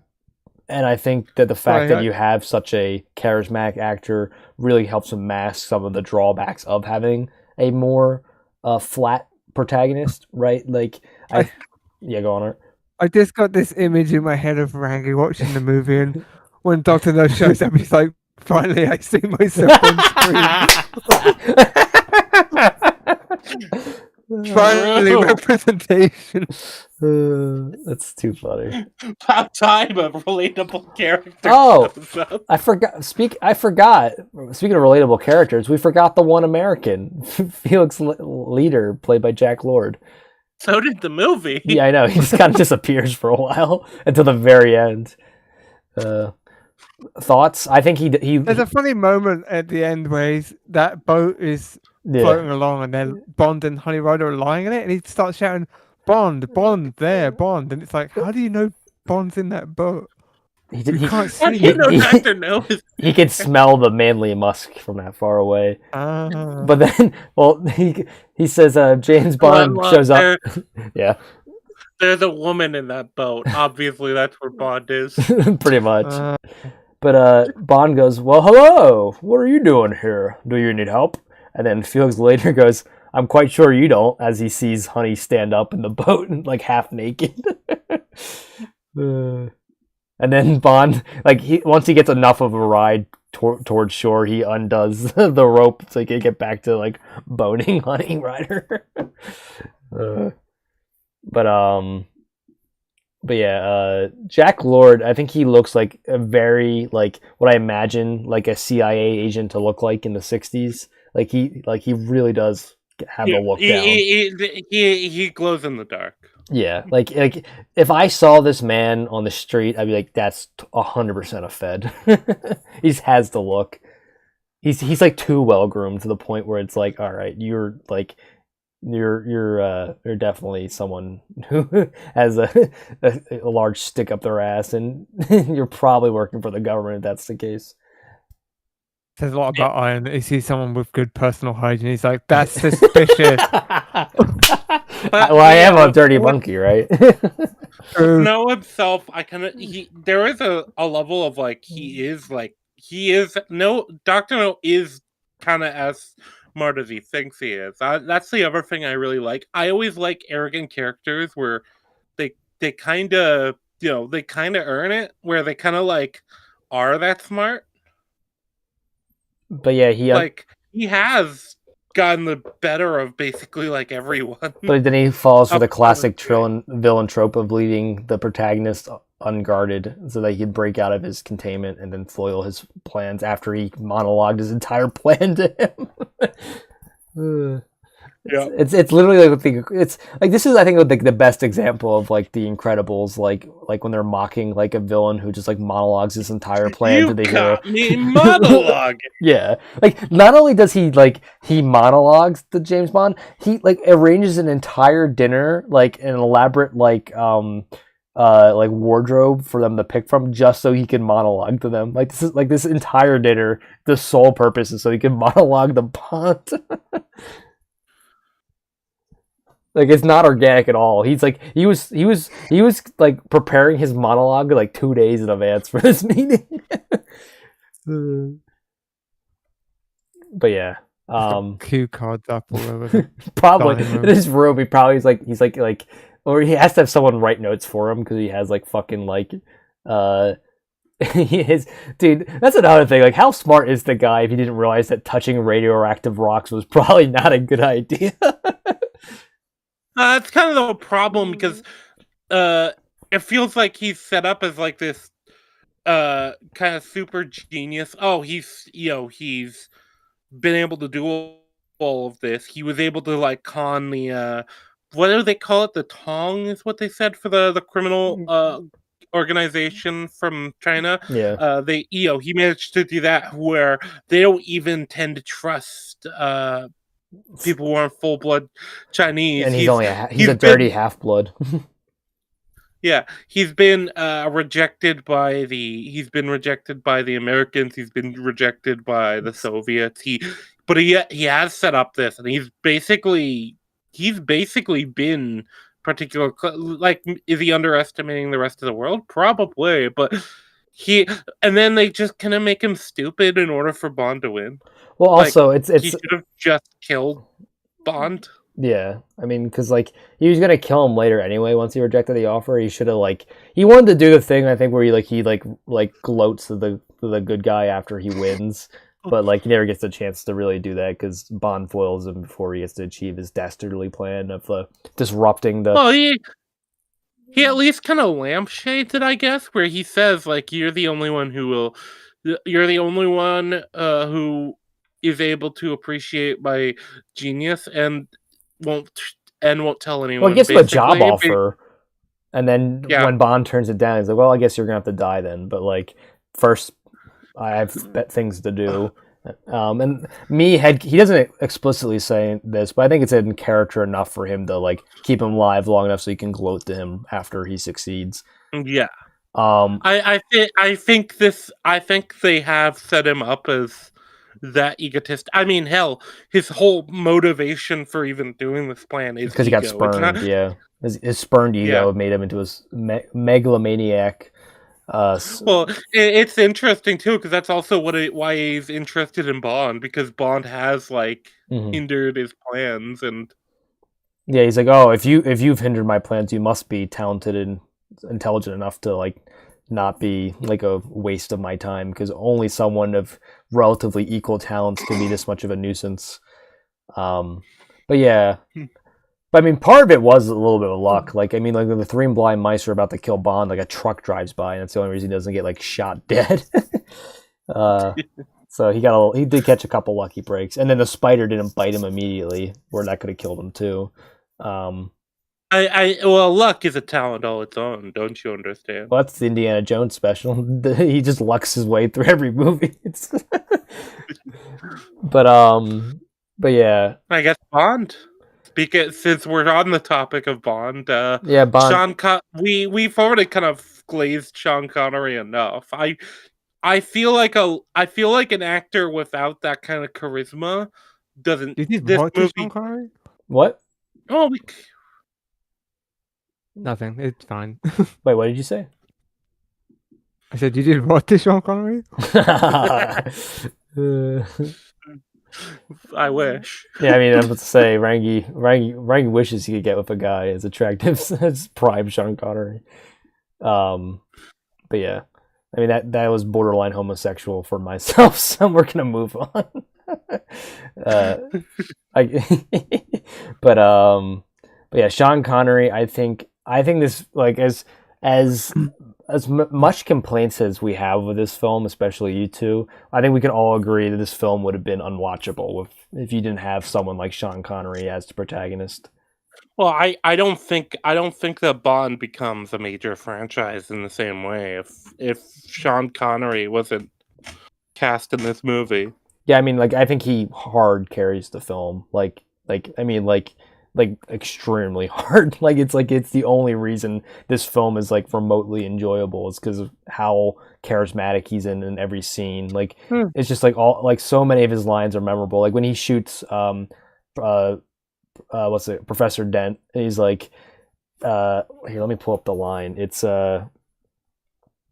that's a Smith and Wesson, and you've had your 6. Like that's just like the way he delivers the line is just like so iconic to the point where like people put it on T-shirts.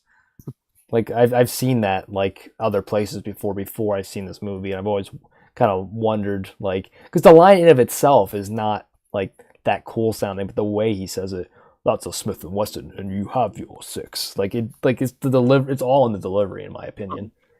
What's interesting too is because this is Connery's first major role. It's almost like a symbiotic relationship where Connery made the franchise, and the franchise kind of made him. Yeah, I absolutely agree. Yeah, they kind of shot each other's fame. Because it's not like Sean Connery was a modestly successful actor before this, and Nope. well, he was getting work. There's layers to this art. He was playing such a great roles as Welder number 2. Hey, some people aren't even able to get that. So there's layers to this art. But yeah, he was an unknown when he got this movie. Yeah. And they also do kind of do a good job of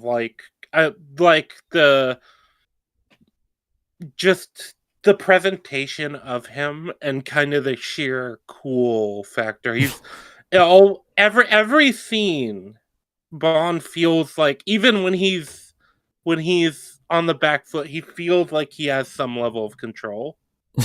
And I think that I thought Art was memeing. There, he actually did play Welder number 2 in Time Lock. But I mean, look, to be fair, most of his characters had names he's played before, but I'm sure they were all minor characters in minor productions. But they were. And then to bring it full circle, he did the James Bond became such a huge star that 2 years later he was in an Alfred Hitchcock movie. Yeah, there you go. That neither of you have heard of, probably not. Fucking Philistines. Hey, well, I'm sure Sean Connery did a wonderful job as Welder number 2. I'm sure he absolutely killed it with his single line of dialogue. But yeah, he really well did that thing there. There's I'm trying to think of what a welder would say. It's like, that's a peanut butter jelly sandwich, and you've had your 6. But if you click on the page for the film, he actually plays Bill the welder's assistant. Bill the welder's assistant. But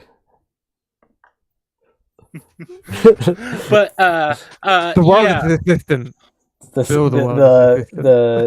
regional assistant to the regional welder. The assistant. Give me my to welder's the assistant mask. to the Shaken, welder. not stirred. Yeah. A dry martini, shaken, not stirred. That's the other interesting thing. That appears twice in this movie, and neither times is it said by Bond. Yeah, that's true. I noticed that too. And the first time it's not even the correct thing. He says mixed, not stirred. And then at least we got shaken, not stirred at some point. But you're right, Bond doesn't say it. I think it's really interesting that the two of the more iconic phrases of Bond. One of them he doesn't say in this movie. Other people say, and the other one isn't even meant to be like an iconic line. It's just him making fun of someone else. Yeah, I think the one they really were going for in this film is the Smith and Wesson line. That's like the line that's purposely like supposed to like be like an aura farming line, for lack of a better term. Like, I think that, like, of the famous lines from this film, I think that's the one that was intentionally written that way. Yeah. Anyway, conflicts and plot. Well, we've kind of glossed over it. I mean, the conflict is it's a Cold War era. Yeah, it's a Cold War era. So there's the space race, and then he's trying to insert himself in the East versus West Cold War by hijacking the American missile launch, and then basically going to probably demand a ransom or he'll do it again. Like, that's pretty much essentially what the plot is. It's a very basic bitch, like, mwahaha, I'm going to do evil things for money. Mwahaha, you'll never stop me. And then he monologues and then doesn't kill the hero, and then the hero beats him and gets the girl. It's your very, very standard good guy spy plot. It's like, it's basically the most, like, this is basically the bare bones of like what every other spy film has, but like way more to it. This is just kind of the bare bones of what a spy film is kind of generally seen as all the hallmarks of what a spy film would be known to have. This is also the introduction of Spectre as an organization, which does come back up eventually in the Bond films. Yeah, it's like a reoccurring villainous organization. And No. Dr. No is like, I'm assuming one of their lower ranking members, I would assume. It feels like the implication at this point is some kind of criminal syndicate, so it's probably not necessarily as much a... Well, it might be one of those things where he has like a seat at the table kind of thing. He's like one of like several. Yeah, exactly. Because I'm thinking, so it's funny when I talk about these sorts of criminal syndicates, I always think about the what's it From called? Daredevil. The Sly Cooper games. Actually, Sly Cooper games. You have like every Sly Cooper game well, at least the first two, you had like these different gangs where they're kind of criminal syndicates, and you have the different like members. So like in the second game, for example, you have the Claw Gang, and each one of them gets a piece of the clockwork parts that you're supposed to be collecting, and are doing different things with it. It's like, I'd imagine it's something like that, where it's different branches that probably specialize in different things, or maybe have ties to different criminal organizations. Like you probably have like a Italian mafioso. Well, that's what I was like bringing up. Daredevil. Like You've seen Daredevil before, right? Yeah. So like how there's like this council. There's like the Chinese mob, the Japanese mob, the Italian mob, the Russian mob. Yeah. So it's like that, and the Jewish banker. Yeah. It's like the opening scene of The Warriors. I've never seen that. I know. Oh, I say that, but I feel like that character is meant to be just in general like the kind of Wall Street white collar crime in general. Yeah. Like the movie Wall Street. I have seen Wall Street. That's a good movie. Fucking finally. I've seen a picture of Wall Street. That's Gordon Gekko, right? Michael Douglas. Yeah. And Charlie Sheen, Martin Sheen. And Martin Sheen. Yeah. Daryl Hannah. I'll be right back. Greed is good, Art. Greed is good. Michael Douglas won an Oscar for that movie. Yeah, he should. That was one of his best roles. That is an interesting piece of movie trivia. Mm-hmm. Do you know what Michael Douglas won his first Oscar for? Ant-Man the Wasp: Quantumania. No. He won Best Picture because he produced One Flew Over the Cuckoo's Nest. Oh, that's cool. Yeah. The more you know. But yeah, I mean, like I said, what we said, this is a very basic murder mystery plot that ties into the Cold War and Spectre's trying to essentially hijack it for profit. And Dr. No is one of many criminal masterminds within that organization. He's essentially trying to recruit Bond because Bond is a man of many talents and he's a particular set of skills. And that's the difference. He's very good at baccarat. Yes. Yeah, so and solitaire. Yeah. So Bond obviously rejects it, and then he basically foils the dastardly evil plan. This is a reference to a party made in the Discord earlier. It's like German engineering where it works perfectly as long as you don't fuck with the settings at all. The villain's half German, and James Bond foils his plans by fucking with the settings. He does. Yeah, so shout party for we're bringing your funny comment to the light on the big screen, also known as my shitty YouTube stream, where 3 people are watching. But yeah, so that's kind of the like I said, there's not a ton to talk about in this plot other than just like breaking down what happens as it happens. Like it's just kind of like, yep, Bond follows up on a lead, nearly gets assassinated, follows up on another lead, nearly gets assassinated, follows up on another lead, nearly gets assassinated, etc. until it gets to the island. But yeah, so I liked it, but like I said, it's not the most complex of stories.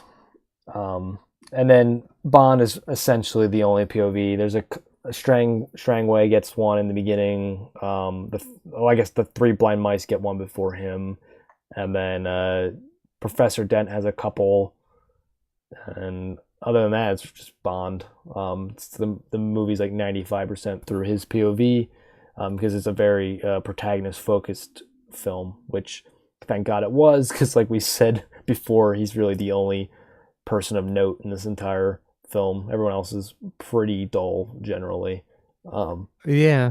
So, but yeah, like I said, it's a good character in a bad movie is essentially what this is, as far as I'm concerned. And I think, like I said, I gave it a 6, but I was being generous because I enjoyed Connery as Bond enough to elevate it to that.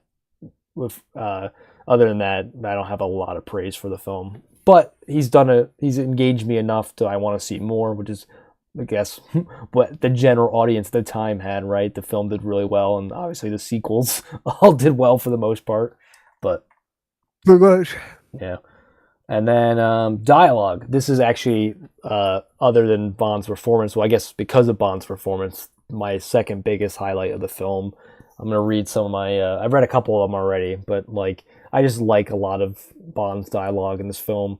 More so probably because of the delivery. The lines themselves are pretty generic, like zingers, but like the way Connery delivers them makes them iconic. Yeah, it's all about the delivery. It's if you give just somebody with a lot of charisma the mid lines, they can make them iconic. I mean, so you said it yourself. Like several of the lines that became iconic in like Bond media, they are just kind of Bond, James Bond, basic lines. Yeah, yeah. That's a Smith and Wesson, and you've had your 6. A dry martini, that shaken, one is not stirred. obviously Yeah, but, yeah.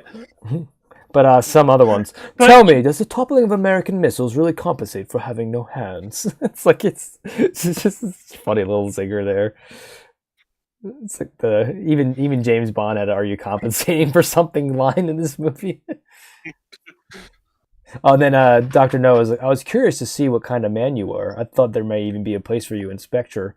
He's like, I'm flattered. I prefer the revenge department, of course. It's like... starting with who killed Quarrel and Strangelove. Yeah. Let's see. Yeah, like I said, we've said most of them, so that was kind of the couple that I had left I wanted to go over. But like, I really enjoyed Bond's delivery of the lines. Okay, and now Art. Well paced as always. We're ending with we have resolution technically, but we're getting to the part that you and I have definitely been waiting for to rip into the film about. Oh yes, pacing. Yeah. This film was extremely badly paced, like to the point where like Art was talking about how like it was only 10 minutes and he felt like it's been 2 hours. My dad even asked what point like how much time was left. I'm like another like 45 minutes. I'm like, he's like, what? We're only an hour in. He's like, it felt like it's been 3. It's like, yeah, I know. You could probably cut 45 minutes from this film. Without losing anything. Yeah, like we said, Annabelle Chung was completely superfluous. And there's a couple other characters you could probably completely cut. You can definitely reduce a lot of the investigation. Like it's not that complicated with murder mystery. At the end, when he's deciding how to, stop Dr. No's plot, and he eventually turns the wheel to make the reactor go into the danger level. It's just like I kept going and going. Just turn the fucking wheel. Yeah, I was gonna say cutting back and forth, and it's like just fucking do something. That's the other thing. It's like even with that, like the climax of the movie, like basically the final confrontation is like pretty anticlimactic. Yeah. Know what made this better? Well, it feels like it's forever, but it's only like the last like 10 minutes of the film. You know what made this better, Rangi? A giant octopus. Yeah. I agree. Unironically, it actually might have made it better. Yeah. Well, but it would have been more exciting climax. Yeah. Also, did you hear my joke that I was referencing Party's joke earlier? They said that like it's like German engineering. It's like it works perfectly fine unless you fuck with it at all. And then like James I Bond, stepped away. yeah, James Bond does exactly that. Like the German engineering is working perfectly fine, and he To be as soon as he fair, starts fucking with it, the whole thing like melts down and explodes. Dr. No is part German. That's the joke. Yeah, he's half German, and like all Bond had to do was not follow the instructions to the letter, and the entire facility exploded. There was no fail safe. It just if you crank the dial up. That's his Chinese side Yeah, coming in. yeah. There's like literally it doesn't automatically shut off. No, you can just explode the place by turning the dial up. I feel like that there's absolutely no tension when fucking Honey Riders taken away to be like killed. But yeah, she's like she's Sure, like, that room, she's gonna apparently apparently in the novel, Dr. No throws basically sets it up so that she's eaten by crabs, but she's not afraid because she knows crabs don't like human flesh. Is what the Wikipedia said. Which, by the way, crabs would definitely eat a person. Depends on the type of crab, I would say. But it's really funny because they put it in there so you're going to slowly be drowned, and then when Bond finds her, the water hasn't even fucking gotten close to her. It's like on her ankles. And also, I don't think you ever cut back to her, so you're just like, I forgot where she'd even gone. I was just like, yeah, she's gone, but I don't remember. It almost felt the like world's slowest drowning. They were like, well, we can't have a woman in the action-filled climax. Well, let's make up something to be happening to her, but we don't want to actually give any impression of her being in danger. Well, it was funny, like when she like tries to attack the guards and they like just shove her to the ground. I'm like, if this was a modern action film, she would have beat the shit out of them. Yeah, she has a knife, and they're not even concerned about it. They just like push her to the ground, and they don't even handcuff her. Like she's like, she's not. Yeah, she doesn't even. But she also just doesn't even pull her knife. Well, she does, and then I think it's like batted aside with like no effort, if I remember correctly. It's funny too because her lines before kind of implied she had more competence. She was like, you remember, she was like, "Oh yeah, they stopped trying to capture me after a while." But I think it's just because they realized it's just a stupid woman. Like that's probably what the bad guys were thinking. If like she's a woman, she can't do us any harm. Like this is the '60s where like the idea of a woman being dangerous was like laughed at. Like I said, it should still be based. But yeah, like I said, this was a modern James Bond film. She would have like karate chopped like the bad guy and then like did like a spinning back heel and like freed him. It almost feels like it's too far in the other direction though. It's like the woman had a knife. She could have stabbed one of those guys. Well, yeah. I mean, why do you think they overcorrected so much? The damsel in distress was like such an overplayed trope that God forbid you have a woman ever in danger or needed help of a man again, because they were so like it was so overplayed. But then now it's overplayed in the opposite direction. We're finally starting to see it like balance out again. Like this year, I think is like when you're starting to see some of the really annoying tropes of the last 10 years start to finally die. Not to say they're gone, but they're much less prevalent now. But yeah, so you know what's funny? Mm-hmm. Actually, I just realized this. You know that scene where Bond is like wrestling with the two guys? Yeah. She literally could have walked over and picked up the gun Bond threw down earlier. Well, that's another thing too. I mean, they did have guns, right? They had pistols, but like they just left a rifle in the water. It's like, so like, yeah, it's not as bad as some movies where they leave a weapon behind when they have no weapon, but like that's a better weapon than the weapons they had. So like they leave behind an assault rifle to use their like teeny little pistols, and like that seemed like a poor strategic choice. I mean, and it could have been something where it's like, we don't have any ammunition for that. We don't want to carry it through the woods. There's a better explanation. There you go. They're on a stealth mission. They have guns with silencers. If they fucking start blasting with an automatic rifle, they're fucked. Yeah, but does I know Bond's gun has a silencer on it. Does Quarles have one? Well, it doesn't matter. He's gonna get burnt alive. Because I don't think Quarles. I don't think Quarles has a silencer on it. I think only Bond does. Bond just since Quarrel has to die is still. Dude, he fucking does like the fucking like D&D like battle commander like feat where he's like commanders like like strike or whatever. Yeah, like battle master. Yeah. Battle master. yeah, he like battle feat, master feat commands like Goro to his death. He's like, march, my minion. No. It's like he did. He was like, "Don't worry, Quarrel. You're gonna have the buff for my my battle commit Yeah, battle plus 10 health from their rally attack do. deck." Yeah. And then the buff was like, Nat yeah, 20. yeah.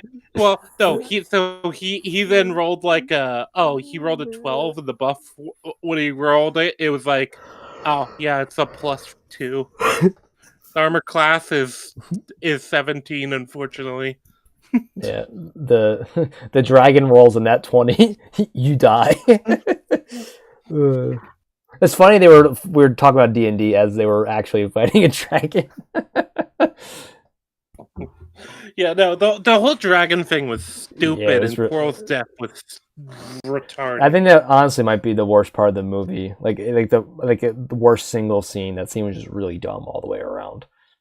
Why couldn't they have killed off the woman instead? Because it was the 60s. You have to kill the black guy first. But yeah, the pacing was really shit, which is really funny because, as Art read out earlier, the intention was to make this film fast paced. I don't think they succeeded in that objective. No, no, they did not. That just makes it really funny that they thought this was a fast paced film. Like, how slow were films prior to this film that this was considered breakneck speed? It's extremely meandering. Yes. It's so obvious they have a set time they have to fill. Yeah, because like it's the murder investigation. Like, you can do a film where the majority of the film is like a murder mystery, and that's what this film is. Just a murder mystery is not particularly interesting or complex to solve. It's like, who killed the agent on this island? Could it possibly be the mysterious scientist where everyone who goes there disappears? No, it can't be him. Nah. It's like even when James Bond got there, it's like, I think it might be this Dr. No guy. They're like, did it like someone on the island say like Dr. No was harmless or something? Like, pretty sure that was like a lie.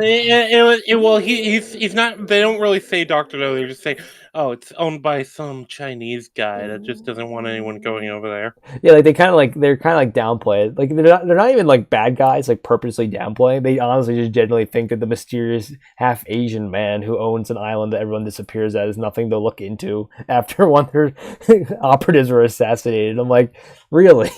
Nothing to look. You should just take a peek at it. So it's like. Well, it's especially funny because later on, James, I have to assume he was bluffing, but he's like, "Oh yeah, you think that? Do you think that?" No, he wasn't. He wasn't bluffing. He's talking about sending the report and stuff, and then he's like, "Do you think I'm the only one? You think the Tong, the Americans, the West, the East?" But Rangi, he actually wasn't bluffing. Jack Leader knew where Bond was going, so if Bond disappeared, Jack Leader would know what happened. I mean, yeah, I guess he would, but it's still kind of. But also, like, Doctor was like, "Yeah, I'm planning to destroy the island." Yeah, but yeah, because so like I guess he was like, yeah, it's like kind of the Squid Games thing. Like, yeah, I know they're coming for me, but I'm gonna blow up the island and move. Take that, because it worked in Squid Games. But Stupid. yeah, but what was I gonna say? But yeah, because I'm pretty sure, like in that same scene where they're kind of like downplaying like the danger of Dr. No, he's like, "Oh, can I see the Dr. No file?" And he's like, "Oh, the file's gone." And James Bond's like, "Huh." He's like, "Does that have to surprise you?" He's like, "It would have surprised me if it didn't." It's like he just knows it's him. So it's like it's not a murder mystery at all. It's just like him just kind of fucking around until he has like basically has someone to take him there. But yeah, the pacing is pretty atrocious in this film. And then the resolution, like we kind of alluded at, it's basically, oh look, James Bond like stands around like a moron until they literally point him where to go to destroy the machine. Like he's just like, where do I go? And Doctor No's like, hey, you over there by the dial that can definitely that's like the valve that controls the whole system. And James is like, oh, thank you. And he kicks like one guy out of the way and just cranks up a dial, and then it puts the whole island in the meltdown. Oh boy. And then he defeats the bad guy. The American the American rocket launch is saved, and then he rides off into the sunset on the boat with the girl. And then that's the end. Yay. Hoorah. Yeah. All right. Yeah. Final thoughts on the film. Wait, before we get into that, I forgot one thing about the writing of this movie that was really funny. Mhm. The original first draft of this screenplay was going to reveal that Dr. No was a marmoset who is controlled by the real antagonist. What? What the fuck? You heard me. The real antagonist is going to be a shipping magnate named Buckfield who plans to destroy the Panama Canal. And Dr. No was just going to be a marmoset. What the fuck is a marmoset? Seriously? A marmoset is like a marmoset. I think of marsupial. I know it's not It's that a type though. of monkey. Oh, so I wasn't far off. Yeah. What? How do you forget your own cousin? Because they're inferior. The mandrills are the only monkeys that matter. Mandrill supremacy. But I was. Whoa. Yeah, I went there. What is wrong with you? So wait, so Dr. No was originally supposed to be a monkey? In the film, first draft of the screenplay, yes. So like he gets. And then when they got handed in, fucking Harry Saltzman was like, "Yeah, can you just like go ahead and rewrite this again and make it like the book, please?" Oh my god! I like Andy saw that and like, no, this is fucking retarded. Yeah, can you imagine? Because Ian Fleming didn't like this movie, other than Connery's performance. Can you imagine what he would have thought of it if they made Dr. No a monkey? In the original screenwriter left, and they brought in the woman who wrote the script as it is now. So I know. So Ian Fleming saw the first two films. He didn't like Dr. No. Did he like the second one? From Russia with I don't know, Love. actually. Oh, well, you know what? Well, we'll have to see in episode 1007. Wait, what about 100 instead? Then it's 100. Then it's 107. So Close enough. So Art, he did not, even though he did not like Dr. No, he did like From Russia with Love. Fair enough. From Russia with Love is better. It's got Robert Shaw in it. Of course, it's better.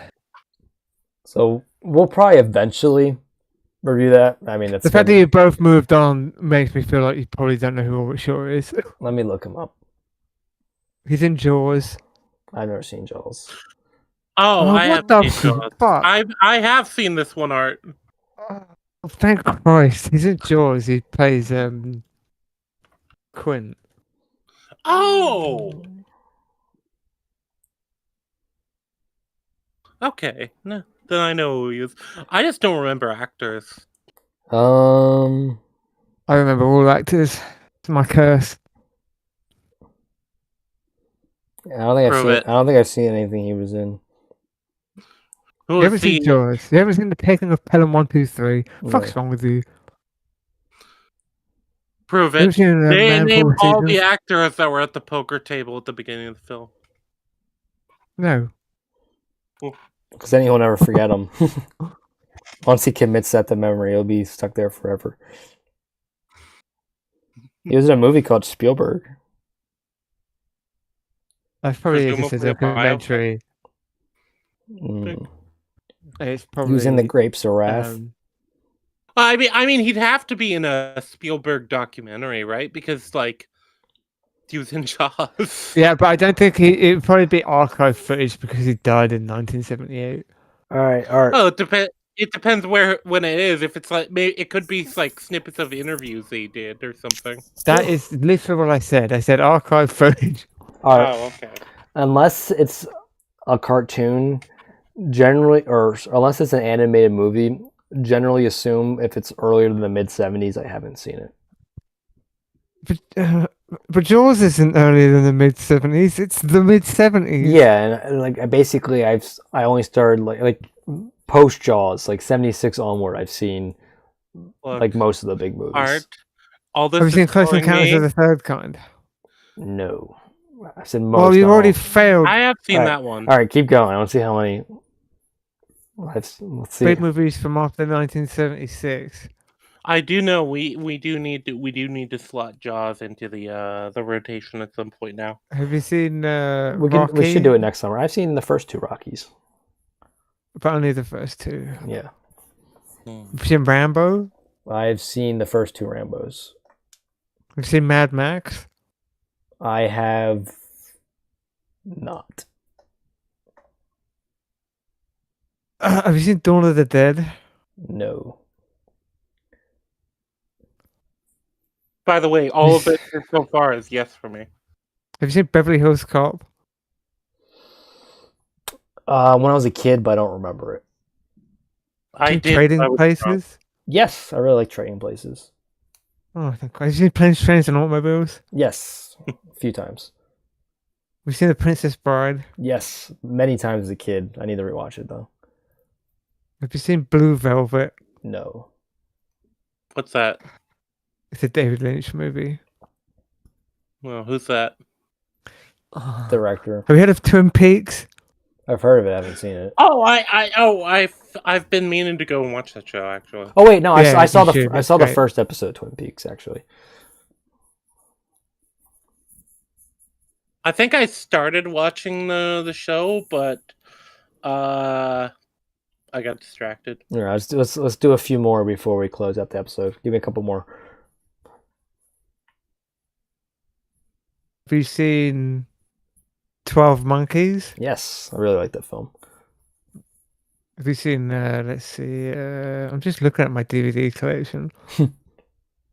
Oh, I was looking at the IMDb for no, the IMDb. Why am I on Rotten Tomatoes? Why would I use this site? Why did I click on? Oh, I know why. It's because it's one of the first search results that came up when I went and looked up Jaws because I was trying to remember what year it came out. 75. Yeah, but actually, a movie I really like comes up in the recommended from Jaws Yeah, called #Alive. never heard of it. Oh, yeah, I've seen that. All I right, liked it a lot. all right. I remember liking it. Give me a few more. We'll see if I can end strong with a couple. Okay. Wait, have you seen Network? No, I've seen The Social Have you Network. seen... God damn it. Have you seen Chinatown? I've seen Big Trouble in Little China.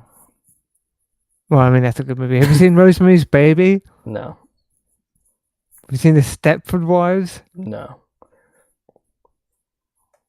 I haven't seen it. Have you seen Hell Comes to Frogtown? No. Have you seen The Adventures of Buckaroo Banzai Across the Eighth Dimension? Mm-mm. You know what's funny? I'm just imagining Art with like a pen and paper. He's like, okay, so I'm updating my future recommendations for us to cover. Have you seen Birdman? No. Fucking hell. Have you seen what else have we got here? Have you seen Cocoon? No. Nope. Have you seen Batteries Not Included? No. Is that a movie? Yeah. Have you seen This Is Spinal Tap? No. Fuck. Art's anger level just went to 11. Spinal Tap is worth watching. Spinal Tap's amazing. It's on my to watch list. The classic Spinal Tap lyric: "The more things stay the same, the less it changes." Have you watched Broken Arrow? No. Oh. I like Broken Arrow a lot. Have you seen Face Off? Yes, I love Face Off. Have you seen Vampire's Kiss? No. I've seen several vampires kiss. Have you seen Rangi loves have you seen Twilight. Mandy? Bambi, the animated film? Mandy. Oh no, I've seen Bambi. Have you seen The Fisher King? No. Have you seen Good Morning Vietnam? Yes. Good morning, Vietnam.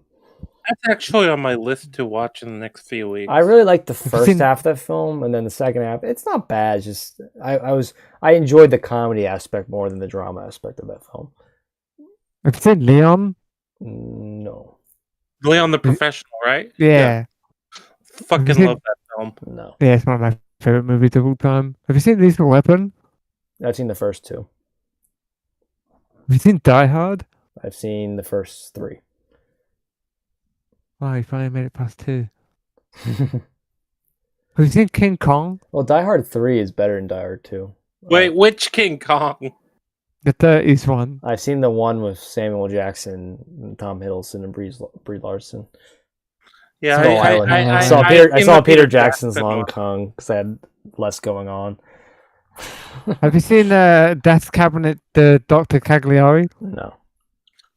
You know what? As a promo for a future stream, have you seen Death of Stalin? Ooh. No, I have not. So we will get to Well, that. we'll fix that at least. Yeah. Have you seen Metropolis? Almost. I was gonna watch it. What does that mean? I was about to watch it, and then I put something else on. The first time I saw Metropolis, there was still 45 minutes of it considered lost. Oh, that's cool.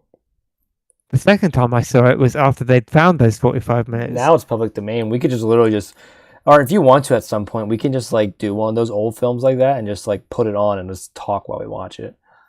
Yeah, I've got Metropolis on Blu-ray too. Yeah, so we can literally just watch because it's public domain, so that we can't get copyright claimed by YouTube or It's Night of the Living Dead. that one too. Yeah, we should do maybe for episodes we don't do game nights, we can do that. Like for like every 5th episode, we just like talk while we watch a movie. But then again, it might be better just to do like it. Well, then again, since we don't have to worry about copyright, we could just talk and watch the movie, and then there's going to be stretches of the movie where it's us watching the movie, not saying anything. What, like the EFAP movies sort of style? Like, Well, no. I was saying because they do movies that are copyright. Since we're going to be only watching copyright-free movies, we can literally just play the entire movie and just have us commentate throughout it. Well, that might be interesting. No. Yeah, that would be interesting. We have to do, Very other than Night of the Living Dead, it would have to be movies from 1930 or earlier. Yeah, but I've got loads of cool movies from the 20s that I've seen that we could watch. Yeah, so we could do movies from that time period. Dr. Cagliari, Metropolis, Greed. All quiet on the west. All I quiet don't on the think I've Western ever- Front. I've Yes. seen exactly one film from like I think it's from is Nosferatu from the 20s? Yeah. Yes.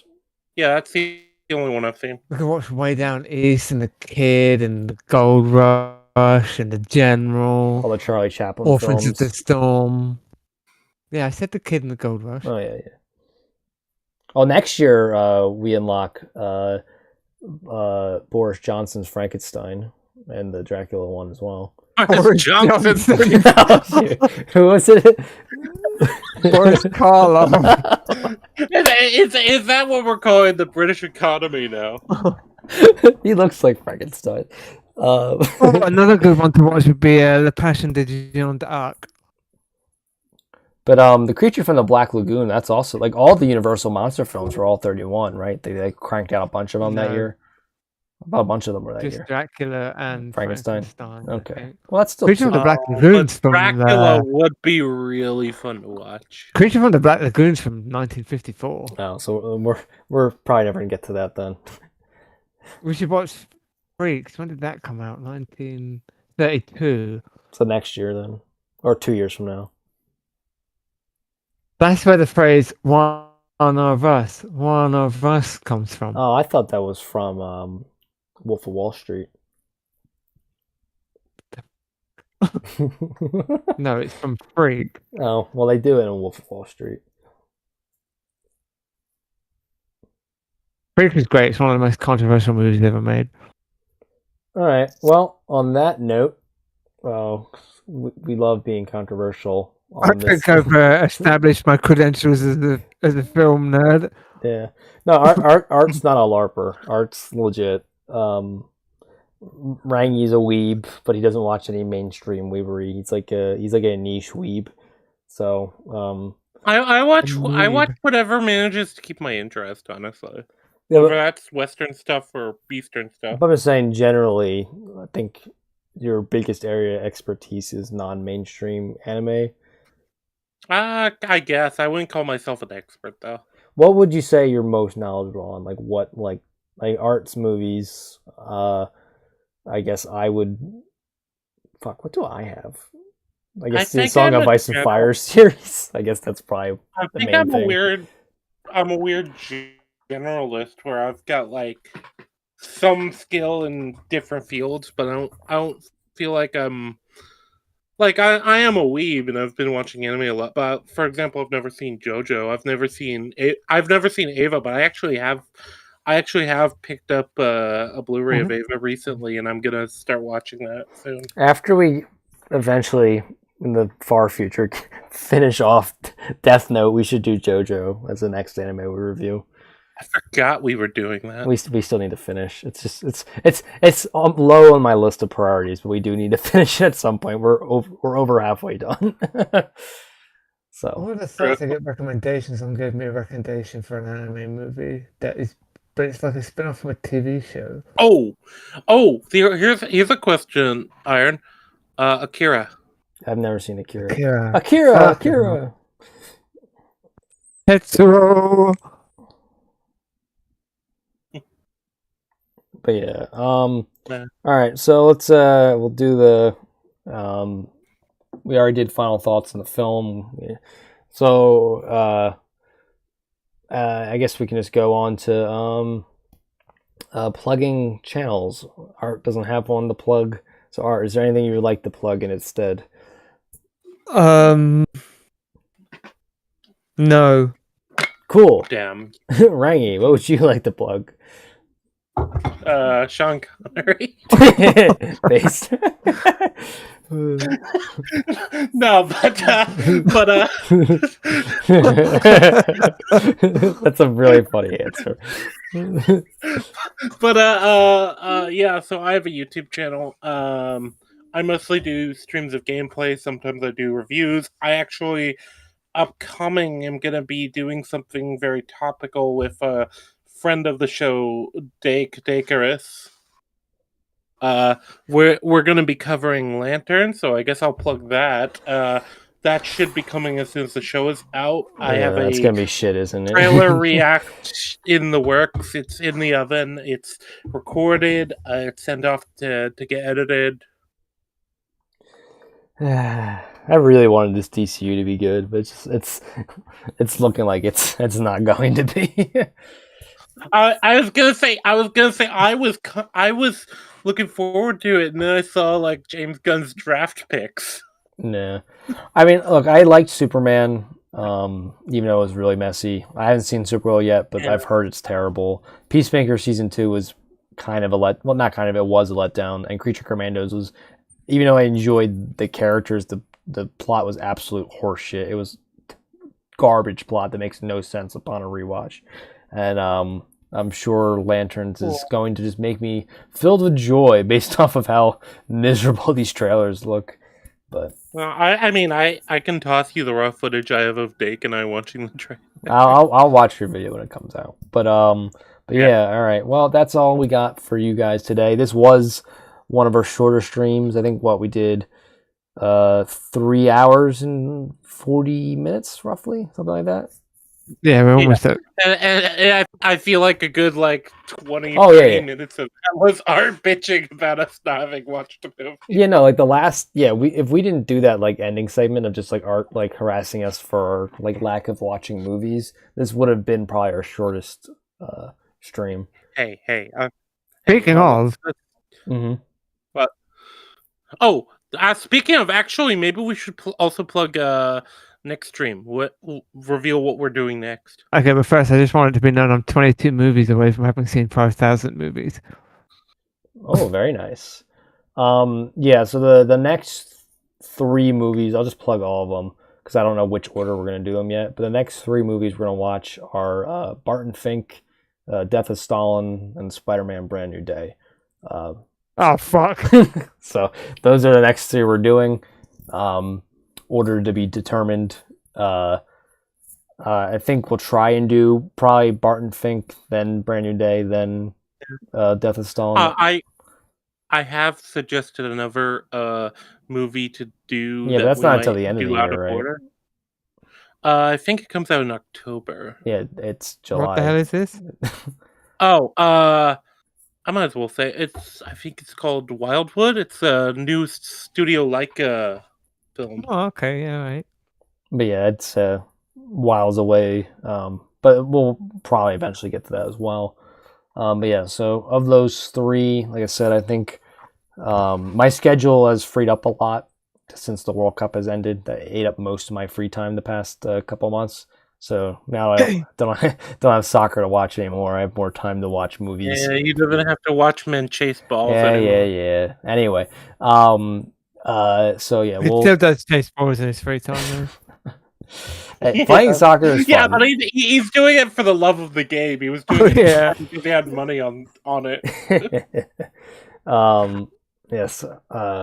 Argentina losing cost me a good amount of money, but that's but I won a decent amount of money throughout the tournament. Overall, I probably lost more than I won, but it was never about the money, Spider-Man. I was just enjoying some good soccer. But yeah, we'll get to those. There's such a thing. We'll get to those next 3 films in the near future. We're gonna go back to the bi-weekly model. We were pretty touch and go for a while there, but we're gonna get more monkey business in the near future. But on that note, Hakuna Matata, motherfuckers.